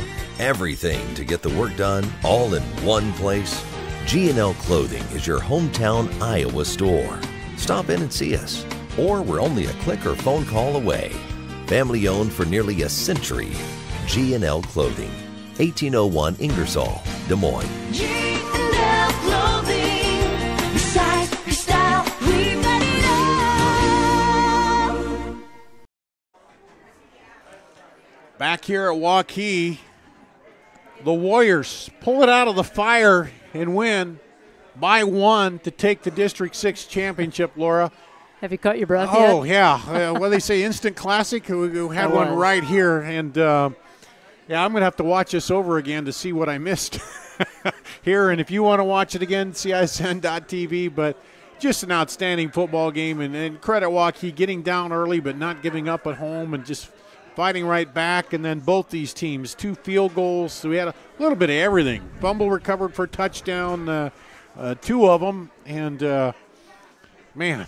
I know. It was a wild finish, and I think a tale of two halves, really. I mean, Johnston controlled the game mostly in the first half, and we talked about it until that last minute and a half where Waukee scored and then had that momentum going into the locker room at halftime, and then a completely different team coming out in the second half. They marched down the field. They took the kickoff and scored right away, and that set the tone.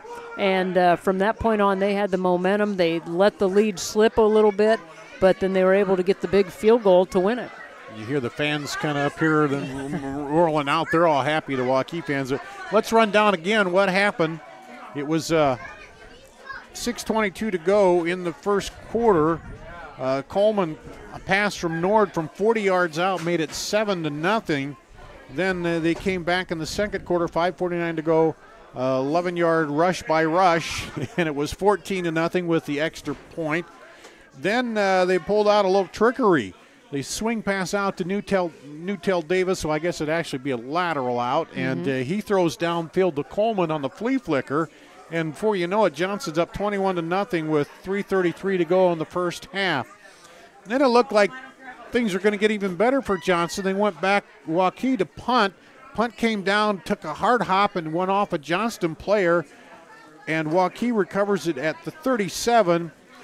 It was Alex Lindquist then took the ball, rumbled up the field 37 yards out and scored with 1:35 to go at the end of the first half, and that's where things kind of changed a little bit. It made it a 21-7 deficit. You go in 2 scores down, and it seemed like things had changed a little bit towards Waukee's momentum, didn't it? You know what? There's a difference of going into the locker room down 21 or down 14.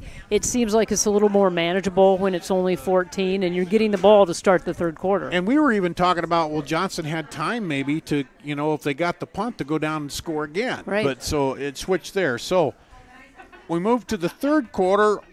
Waukee comes out. They got it down, I think it was at the 12, and drove it down and scored off the opening drive of the third quarter with 10:33 to go. It was Randall snuck it in from the one yard out after the drive, and it was 21-14. Sorry, I'm trying to read my own handwriting here. And then I can't read it. Yeah, I know. Then it was a Hardy fumble recovery. I think it was 10 yards out off the fumbled pitch. With 6:59 to go in the third, and Waukee scores again. That was the equalizer, tied it up. Then with 3:07 to go, it was a pass to Romdahl from 29 yards out over the middle, and Waukee took their first lead 28-21. Johnston came right back, and Newtell Davis was diving in, and he fumbled in the end zone. It was recovered. I don't know who got the recovery on it, if it was him or not, but anyway, that set up Johnston to tie it up, but they missed the extra point, and it was 28-27. Johnston came back, finally with 1:37 to play, the 33-yard field goal, and that made it 30-28 Johnston. Waukee came down on fourth down. We're thinking, they got to pick that, what was it, like 3rd and 6 or something at the 35, or no, 29. We're thinking, okay, they called a timeout. They're going to think of a play here. Well, they come out, bring the kicker out, Cade Jaden. They spot it up on the 35, and he hammers it home from 35 yards out and gives Waukee the 31-30 lead. That was with 22.4 seconds to go. Johnston had 4 tries at it, couldn't do anything with it. And, man, that Waukee defense just came on in that second half and really shut down the middle, the run there with Newtell Davis, and then just contained Nord and didn't really let him get loose either. I think that was the big key, to be able to contain Nord, because he's kind of the catalyst that makes them go. And they really were able to keep him in check, not allow him to roll out, pick the holes. He didn't have a whole lot of passing lanes. They did a good job of defending the receivers. And so I think if they did spy on him and put somebody on him, they did a really nice job of shutting him down, because the offense wasn't as fluid in the second half as it was in the first half.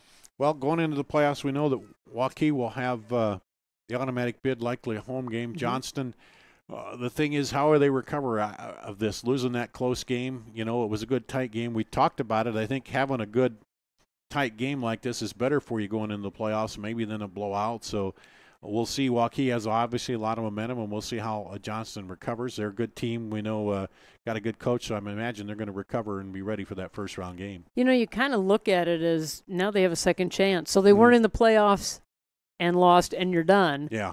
You were in a playoff type of game, lost, but now you get another chance. And so I think you learn from this, and then take what you learned into the playoffs, and then start rolling and fix the mistakes that you had and be ready to play in your first-round game and take it from there.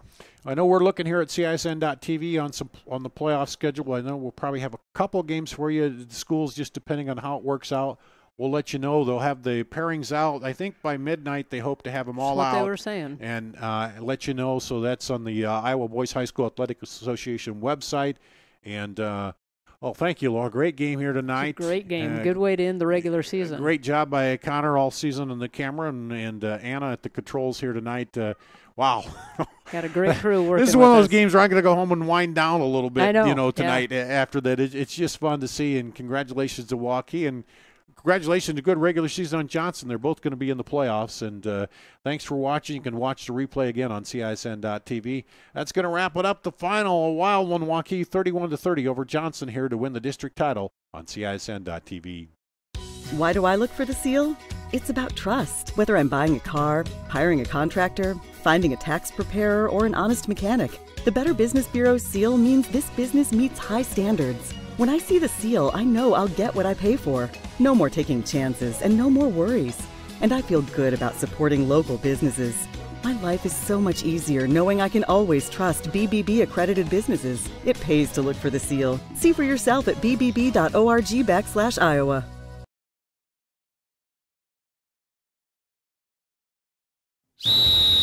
Hi, Ron here, head coach of Westside Auto Pros. When your car's on the injured reserve, you want to get it back in the game as soon as possible. I know that. That's why you need to bring it here to Westside Auto Pros. I have a team of experts that can fix almost every automotive injury. Whether it's a fractured joint, a brake, or if your car just got its bell rung, no problem. We can even do a complete physical on your car to make sure it's game ready for the entire season. So bring your car to Westside Auto Pros and we'll get it back in the starting lineup in no time. Hey, you guys are dogging it back here. Let's move it, move it, move it. Building a strong community doesn't happen overnight. It takes a vision for the future, the ability to turn a challenge into a success, and individuals who inspire new generations of growth. Greater Des Moines has done a lot of growing over the years, and so have we. At Brick Gentry Law, your success is something that we create together. Thank you for making us a part of your community. Thank you for 50 years. Every month or so, there's another story in the media about when and how often we need to get our mammograms. It's kind of confusing. When this happens, I like to consult with experts. So I called Iowa Radiology. They recommend women get an annual mammogram starting at age 40. They know that it's the best way to detect cancers early and save lives. And that's good enough for me. Visit iowaradiology.com or call to schedule your mammogram. Iowa Radiology, our focus is your good health.